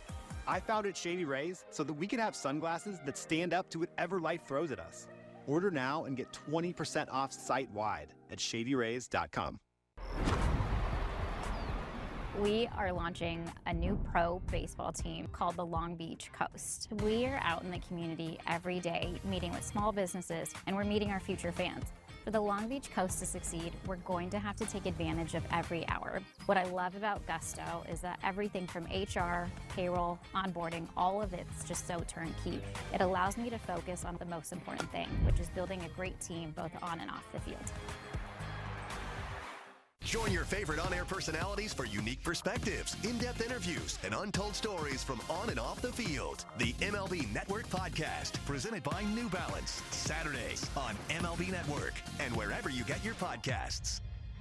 ABTV is presented by Pachanga Resort Casino. With the Big A this evening, the Angels are down 4-1. Parker Messick threw the ball well again for Cleveland, allowing 1 run on 3 hits in his 6 innings. He's in line for his 10th win. George Klassen thought he threw the ball well here today. Klassen, yeah, he had his moments certainly. And was able to at least limit the damage. Only 2 earned runs against him in 5 1/3 innings. Tyler Heineman now behind the plate. When we talk about the maturation of a pitcher, as Hedges, the big hit in this one, a 2-run homer in the 6th inning. Flies out to Josh Lowe in right field. That's kind of what it looks like for a guy like Klassen, having to battle through not having his smooth best step. Yeah, I mean that's how you get better and better each time you take the mound. Then you learn, hey, there's going to be some games that even if you talk to a lot of pitchers, Hall of Fame pitchers, and say there's probably only about 5 to 10 games I have my best stuff the entire game. The other games I find ways to make pitches and give your team a chance to win games. One out as Rocchio bats. And really the big issue for the Angels overarching right now is that this lineup is not scoring a lot of runs. Shonowell being out certainly doesn't help. Meckler had some good moments. He's out. So this lineup thinner after the trades and some injuries, lacking some real thump in that lineup at the moment. But it's the style of play that has seemed to change here, and well, it makes for more excitement in between the lines. Felt like there's been some good chances to score, but just haven't got that big hit. But the chances are there. Chopper to third base as Guzman handles that. Feels like for this team right now, it's going to take stringing together some hits. Getting those hits with runners in scoring position. You can't really expect a whole lot of power right now. Yeah, there's not a ton in the lineup, but good contact with guys in scoring position. And it's making contact. We've seen some swings today out of the strike zone. And some chases, but you want to make sure you bring it in the zone and make contact and force them to make a play, especially when you guys in scoring position. Messick only had 4 strikeouts in his 6 innings. Just the 1 run. Here is Kwan with 2 outs. And a strike from Sammy Peralta.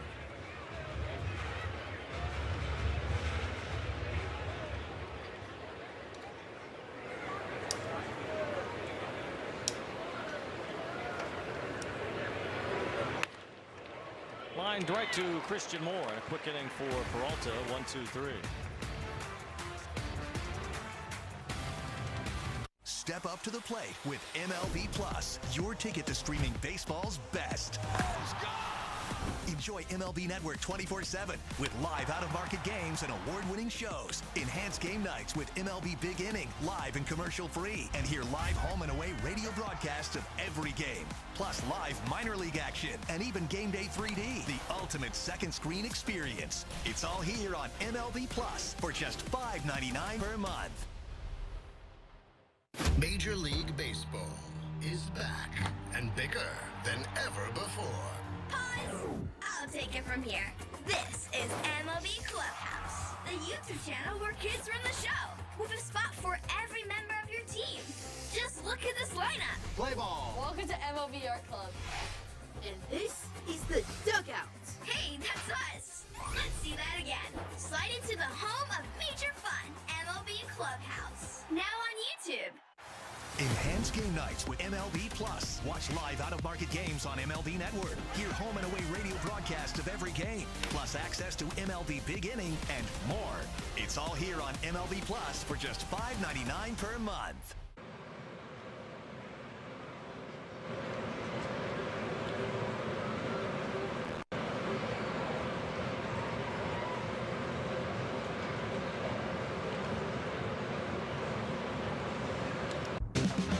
Well, the Diamond and Gridiron collide this Sunday with an Angels football jersey. But one of the first 25,000 fans to take home your very own Jo Adell Angels football jersey, courtesy of San Diego County Credit Union. Angels.com/promotions. Jo Adell hit some baseballs like a football player. One at 107, the other was 109 on the ground at shortstop to Zach Neto. His dad was a football player. He was drafted by the New Orleans Saints.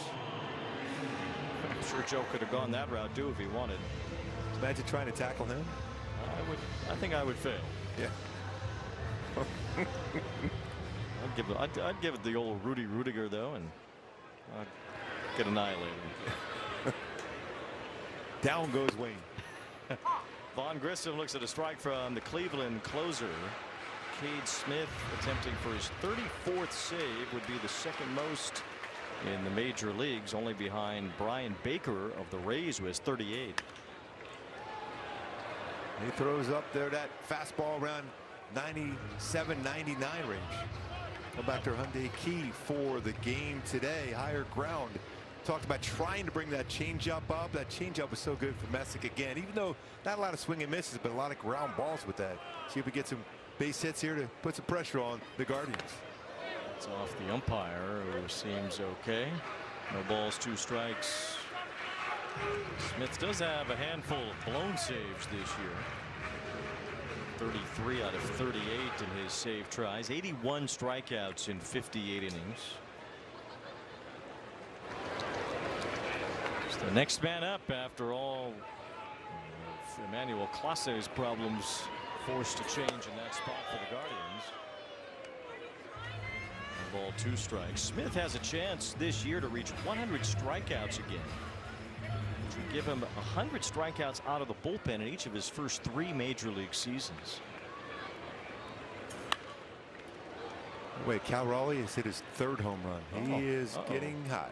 That certainly has to put the Rangers and the Astros on notice. And if Raleigh closes, 2 balls 2 strikes on Grissom. Still pretty crazy when you think about it. They're still, after a probable victory today, be 6 games still under 500 though. Only a couple games out first. I know. They're really not far back. Oh, that got him square. 97 ran in. Smith allows the leadoff batter to reach here in the bottom of the 9th. That's all you can ask for, getting some traffic. Got in on that padding there at least. Grissom is on, and Ballesteros will bat. Well, there is padding there, but that's still a firm fastball. Ballesteros has driven in the only run for the Angels so far today. Singled home Neto in the 4th.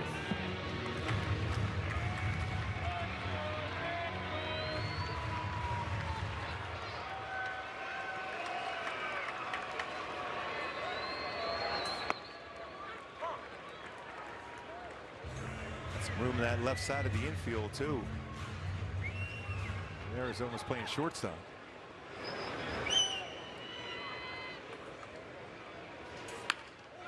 Ooh, he tried to go that way.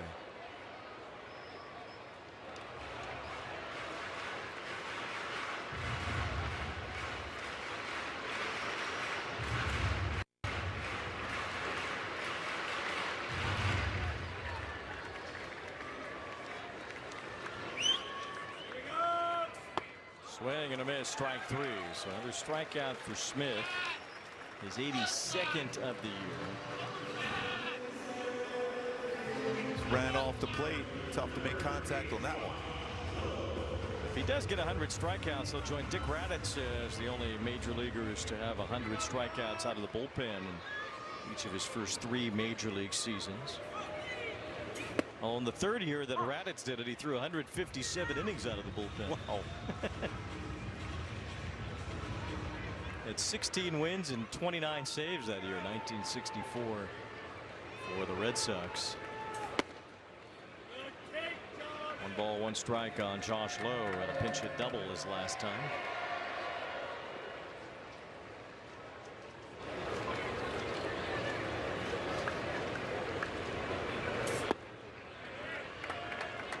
It's on base. You bring that tying run to the dish. Smith wants a new baseball. 2 balls 1 strike to count. Angels scored their only run in the 4th inning. It was tied at that point. Cleveland got 1 in the 5th, an unearned run. And Austin Hedges' 2-run homer in the 6th, the big blow in this game. Bounce toward the middle. Rocchio can't reach it. Base hit. Grissom heads for 3rd base. Runners on the corners, and the tying run will come to the plate. Lowe say hi to Lowe. 2nd hit. Josh is 2 for 2. This time he does get to hang with his brother. That was a pretty good pitch too. He just went down and got it through the hole. With the middle.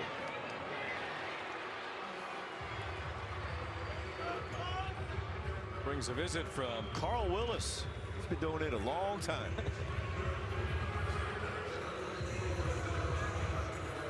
Nathaniel Lowe said, "Oh, I'll be right back. I have to go chat with the pitching coach." Carl Willis heads to the mound. Only a year and a half older than you, Carl Willis. Yes. Remember him very well. All the years.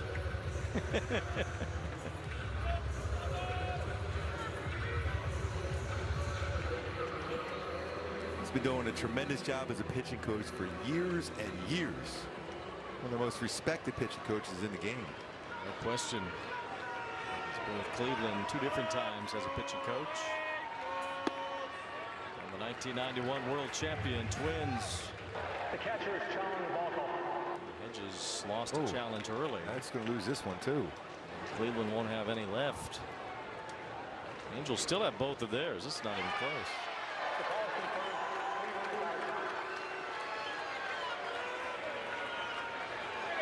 Now it's very important for Capero to get something in the strike zone. He's chased a couple different times today. He has more power than you'd expect. As he lifts this ball in the air to left center, but Halpin has room to go get it. As he makes the catch, the runner from third tags. Grissom scores. Sac fly makes it 4-2.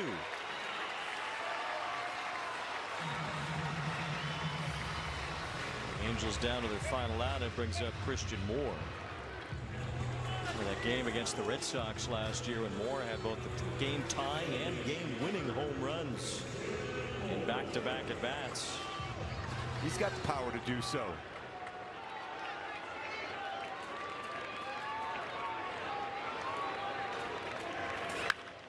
Late on that first pitch fastball, and it's 0-1.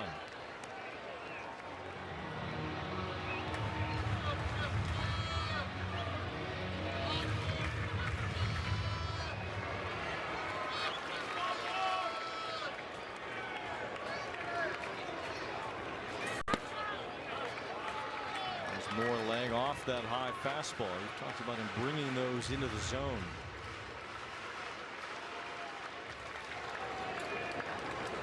See if he can try when the right center plane to hit the ball that way. He lines it left center field. This is deep. It's back toward the wall. It is caught right at the fence. Wow. Kwan brings it down, and Christian Moore just missed a game-tying home run. Boy, I thought he got it off the bat. He hit it well. 100 plus off the bat. Big part of the field. Big time play. Well, that was a good swing too by Christian. He hit that one extremely well. Tough one. Yeah, he thought maybe. And Kwan had just enough room right in front of the fence. Well, he can cover some ground. Four-time Gold Glove winner makes the play to end the ball game. And the Angels lose to the Guardians by a final score of 4-2. 100 miles an hour off the bat, 28-degree launch angle. Everything you would think, but just not get it out. And holds it for Parker Messick, his 10th win. He is our Toyota Player of the Game. Oh, he's so good. That's why he's even so special when you talk about Rookie of the Year candidates. You're going to see one tomorrow night, too, but Messick, very, very impressive here tonight. We will wrap things up in just a moment.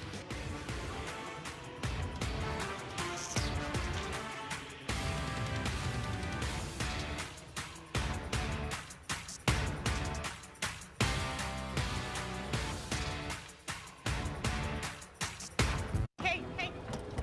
Hi. Could you please submit your expenses today? Do you have those expense reports? Hi. Can you submit those receipts?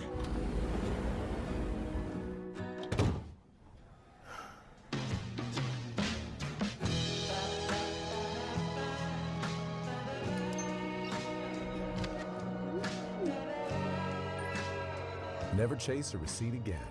Ram. Love finance. Want to pitch like Paul Skeens? Holy smoke. Operative word is smoke. Or hit like this guy?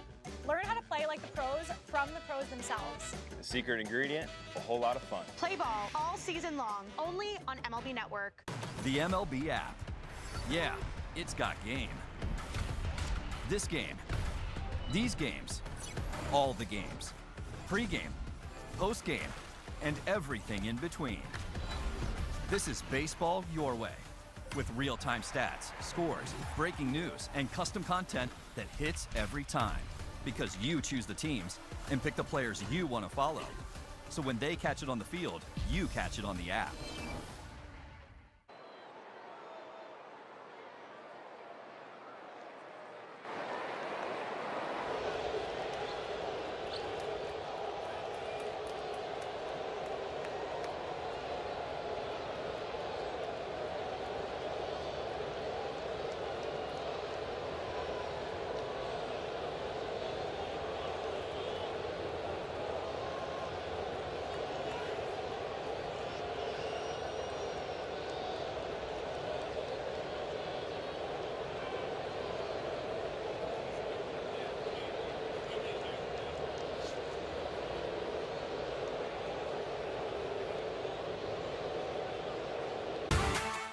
Angels lose the opener of this homestand 4-2 to the Guardians. Christian Moore flied out to the wall in left center to end the ball game. Game 2 tomorrow. Jo Adell and the Guardians will be back with Walbert Urania on the mound for the Angels. A 6:30 start. Our pregame coverage begins at 6 o'clock. Coming up next, Angels Live postgame presented by Kia with Ken French and the birthday boy, Tim Salmon. For Groovy and Erica, I'm Wayne Randazzo saying good night from Angel Stadium.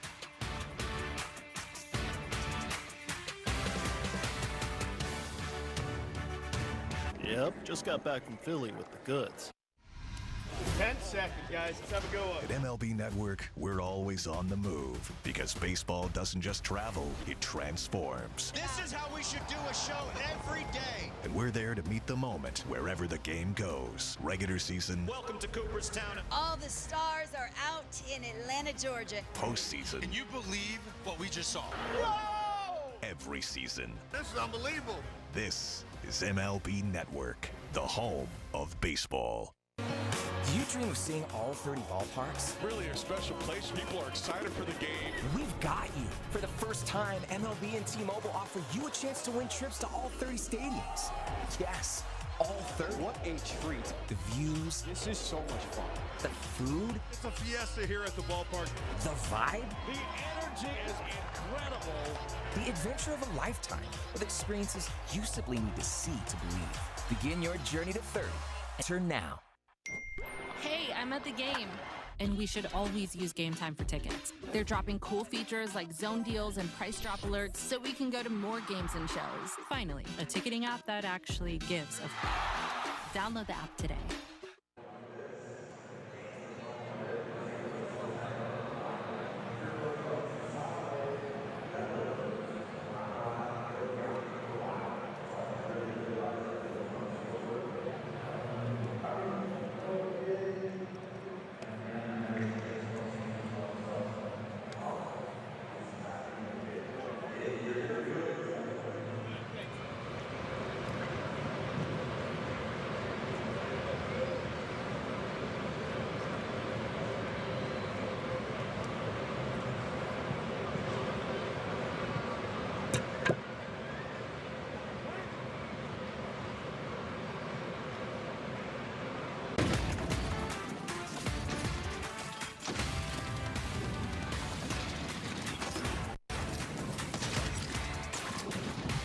With a man on 2 out, Christian Moore puts some life into this one. It had a chance, but it wasn't enough as the Angels fall short. That would tie the game, but they end up losing game 1 of a 3-game series to the Guardians by a final of 4-2. As welcome Angels Live postgame presented by Kia right here on ABTV. As welcome back inside the Big A. Ken French, Tim Salmon with you. Guardians now won 5 in a row. Angels have run into some desperate teams on this homestand, the Guardians being one of them. Parker Messick pitched very well. This Cleveland team doing whatever they can to stay in the playoff hunt. Well, they did. They did everything they needed to do to win. I mean, they pitched well. They played great defense. And you know what? They got clutch hitting when they needed it. I mean, that's something the Angels didn't do necessarily. George Klassen will break down. Didn't necessarily have the stellar games he's been having. And the offense really was pretty much silent until the last inning there. So, and then, of course, on the defensive side, a few miscues there. So, again, the Angels didn't play their best game, and the the Guardians did. We got you. Showing my age. But yeah, anyway, that's why he went down tonight. Yeah, let's dive into George Klassen. You mentioned him last time out against Houston. 7 shutout innings of one-hit baseball. Not as sharp tonight, but still a solid performance, 5 1/3. Well, you know, at the end of the day, you look at it and you go, okay, hey, he gave up 6 singles. He had 3 walks. He was in traffic all day long. But you know what? He kept the team right there. I mean, he kept him in position. You know, he ended up giving up 3 runs, but only one of them was earned. And you know, at the end of the day, you know, it's one of those games where he pitched well enough to win. Maybe not his best stuff, but he did what he had to do at times. You know, he really had a good slider working again. The fastball, you know, the Guardians threw so many lefties in that lineup, and, you know, they really made him work hard for those strikes. They weren't chasing, letting him expand with that fastball. He only had 1 swing and miss on his fastball night by the left-hander. So, again, they did a good job of forcing him in the zone and make him throw pitches. And, you know, he gave up, like I said, a few singles here and there, but enough really to keep the Angels in position, maybe get the win out of it. And at the end of the day, it wasn't enough. Maybe you would have liked to see him finish out that last inning. It would have been fun to see that. But anyway, at the end of the day, pretty good job. Just 5 earned runs his last 4 starts since rejoining the rotation when Jose Soriano was traded with 90 pitches tonight for the first time in his career. You mentioned defense for the Angels. There was some flair out there. They did flash some leather here tonight, and we're going to kick off a little defensive highlight starting with Christian Morris, second base. Yeah, great job right here. I mean, that's a hard hit ball, and you know, Christian, you know, he's down there in the minor leagues working on that defense. I mean, that's one part of his game that maybe not as up to speed with the other parts of his game, but he did a good job. Look at this. Right here. Oh, yeah. He's done a great job. I mean, really covering all the outfield positions and leaving his feet when he has to. Made a couple good plays. This play right here, this is a double steal situation, right? I don't think you draw it up exactly like this, but as soon as Ramirez broke for the plate, Grissom had to maybe go at it a little bit differently right there.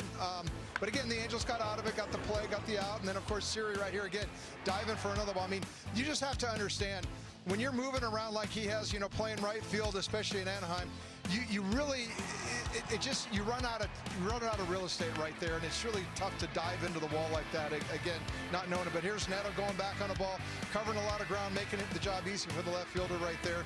So again, all the way around, they flash some defense at times. Unfortunately, a couple errors were mixed in there. One of the errors actually scored when Jo Adell had the base hit to drive him in with 2 outs. That was one of the unearned runs that that were given up tonight. So again, enough defense. Well, I should say a lot of defensive plays out there, but a couple miscues. One of them led to a run, and you know, you just don't know how that's going to play out when it happens early in the game. And fun to see Siri making those plays with Jo Adell in the house, too, out there kind of saying, hey, you know what, I can play out here a little bit since you've been gone. Or maybe Joe's saying, hey, you learned something, didn't you? Absolutely. Well, this was a close ball game, Tim, until we got to the 6th inning with 2 outs. Austin Hedges would step to the plate and give a little breathing room to the Guardians. Yeah, this is one of those situations right here. You kind of wondered, you know, do you take the chance? You know, do you take the chance right there leaving Klassen in the game? They brought in Blake Wyman to face the lefties, and then, of course, he's going to face Hedges up from the right side. And you got the lefties out, but Austin Hedges made him pay with that 2-1 slider right there on the outer half of the plate. Big hit right there, and, you know, it's easy to play Monday morning quarterback or, you know, questioning, hey, maybe you should have just left Klassen in there. Right. You know, I think, you know, it's just an easy thing to do. I mean, that's just, you know, we're in position to get to do that and ask that question. But at the end of the day, again, it adds another run to Klassen's night. But, you know, he pitched pretty well, and you know, the bullpen gave up that extra run. Well, game 1 of a 3-game series with the Cleveland Guardians goes to the Guardians by a final of 4-2 here tonight at the Big A. Going to step aside on Angels Live post-game for the first time, but on the other side, we're going to talk about Big Jo Adell and his night at the Big A. Join your favorite on-air personalities for unique perspectives, in-depth interviews, and untold stories from on and off the field. The MLB Network Podcast, presented by New Balance, Saturdays on MLB Network and wherever you get your podcasts. It's basically, you like do this. Stealing is when like somebody has the ball and they're going to tag the other person and somebody else takes it out of the glove.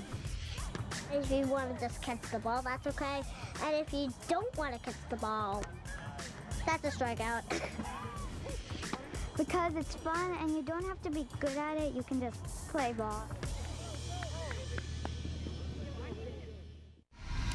10 seconds, guys. Let's have a go up. At MLB Network, we're always on the move because baseball doesn't just travel, it transforms. This is how we should do a show every day. And we're there to meet the moment wherever the game goes. Regular season. Welcome to Cooperstown. All the stars are out in Atlanta, Georgia. Postseason. Can you believe what we just saw? Whoa! Every season. This is unbelievable. This is MLB Network, the home of baseball.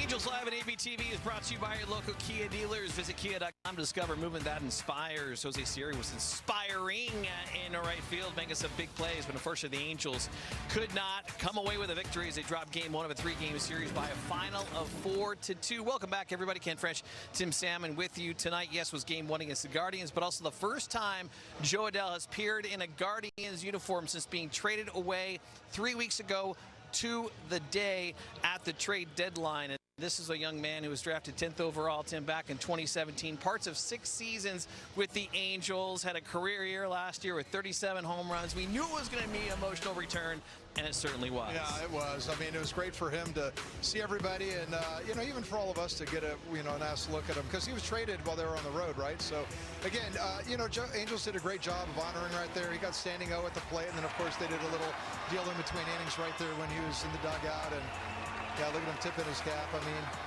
you know, he really grew up. I mean, he's a homegrown player that really matured in front of our eyes. I mean, so we had to live with some of the rough times, but he showed us plenty of good times as well. And now he's doing that for the Guardians right here. That was a big hit, big 2-out single right there on the slider.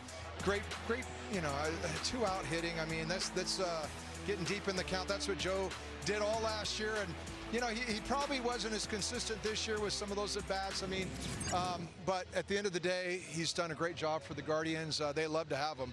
I mean, they planted him right there in the middle of that lineup, and he's driving in runs. 18 RBI now in 18 games with the Guardians. During the pregame, he talked to Erica Weston about, you know, nice to be wanted. And we talked about during the deadline, you know, if your name is being mentioned, it means people want you. And the fact that he was traded, and it certainly seems like he's really fitting in nicely with the Guardians. He is, and you know, I had a chance to talk to him too. I mean, before they left on that road trip, because you didn't know who was going to be coming back. And he's a guy that I've developed a really good relationship with over the years, and we've talked a lot of hitting before. And in that scenario right there, just said, hey, you know, who knows if I hope you don't go, because selfishly, you know, I like you as a player, and I think you're going to do great things here. But if you do go, know that you're wanted, and you're going to have an opportunity to play with something on the line. And it's always exciting to play something on the line. It brings out the best in you, believe it or not. I mean, until you've experienced it, you just don't understand what it's like to play down the stretch when there's meaningful games out there. So I'm happy for him. I hope he can make a difference for him. I'll be pulling for the Guardians the rest of the way. Yeah, good to see Joe back at the Big A's. We're taking the time out here on Angels Live postgame. When we do come back, we're going to talk with Kurt Suzuki about his starter, George Klassen, the rookie, 5 1/3 and 2 earned runs. Hey. Hi. Could you please submit your expenses today? You have those expense reports? Hi. Can you submit those receipts?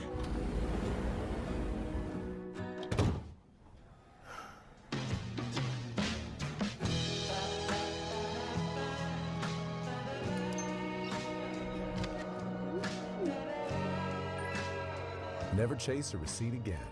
Ramp. Love finance. Want to pitch like Paul Skeens? Holy smoke. Operative word is smoke. Or hit like this guy? Learn how to play like the pros from the pros themselves. The secret ingredient, a whole lot of fun. Play ball all season long, only on MLB Network. Keep cool out there, folks. It's going to be a hot one. We the people love summer baseball. The food is over the top. The cheers come from the chest. We came with friends, but we met new ones. We have seats, but we're standing. They say it's anyone's game. But from what we can see, it's everyone's. Baseball for the people.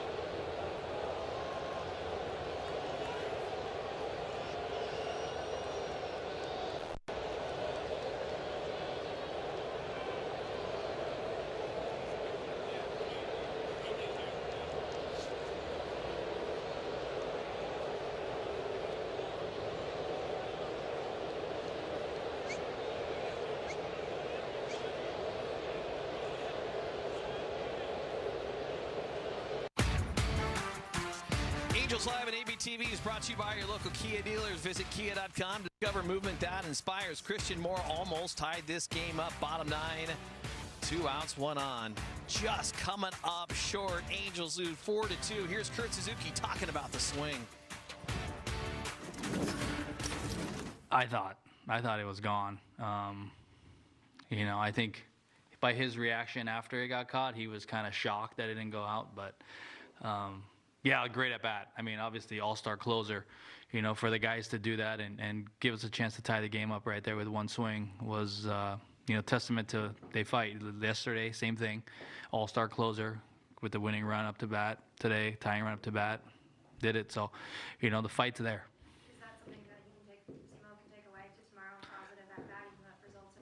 100%. I think with him, right, it's with everybody. We're just, you know, little gains every day, you know, doing some positive things every day to help the team to get better as a player. And, you know, I think we're doing that. Messick kind of showed why he's among the top of the AL Rookie of the Year contenders. What made him so effective tonight? Yeah, he was good. He was attacking the zone. You know, he threw strikes. He expanded when he had to expand. But he really kind of had us on our heels the whole night. You know, he was throwing strikes and, you know, just kept attacking. So, you know, we had our shot there, you know, in that one inning. And I think he did a good job of limiting the damage. But, you know, it was a tough night for us. What did you think about Klassen? You know, I thought Klassen was good. I thought maybe the command probably wasn't as good as it was, you know, in Houston and stuff. But I think the maturity is starting to show where a start like that maybe earlier in the year, it might have blown up. And for him to pitch into the 6th inning with us giving us a chance to win, I thought was a good, you know, step in the right direction again. Looked like the stuff wasn't playing as good as it usually does. Do you think it was a little mechanical, maybe the heat?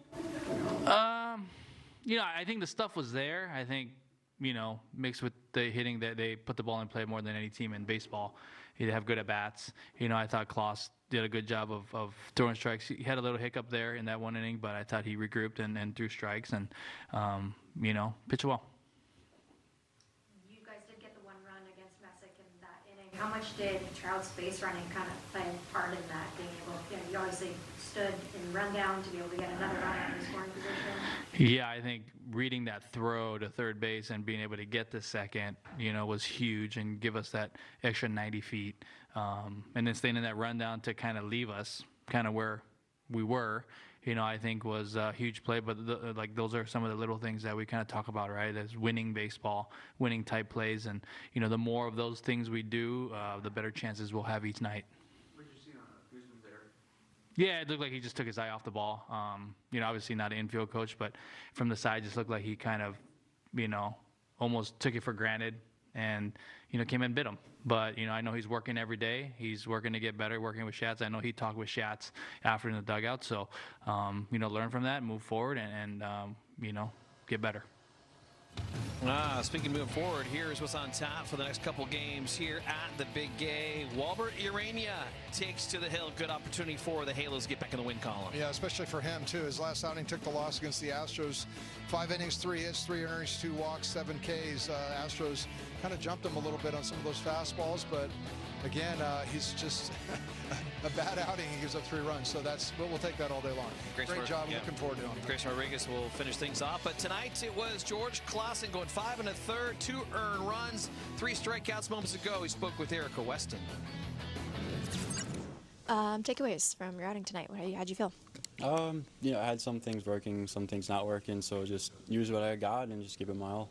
Yeah, Kurt was kind of saying you were battling the command out there a little bit, but showed signs of maturity and not letting it blow up. What allowed you to kind of settle in without having your best stuff? Yeah, just slow it down, trust my catcher. Had some fantastic plays behind me, so just trusting those guys and just get out of the innings. You feel the growth and the maturity in the last handful of starts? Yeah, 100%. I mean, biggest thing is not let stuff spiral out of control. So, I mean, when something happens, just try to put the foot down and end it there. Erica, thank you very much. As the Halos couldn't get it done on homecoming for Jo Adell. First time back in the Big Gay with the Cleveland Guardians. 3 weeks to the day. Standing ovation from the crowd. George Klassen getting the start. He wasn't as dominant as he was last week. He did get some swings and misses and 3 strikeouts. Jose Siri was flying in right field, but the Halos had their wings clipped to lose it 4-2. We'll see you tomorrow for the Big A.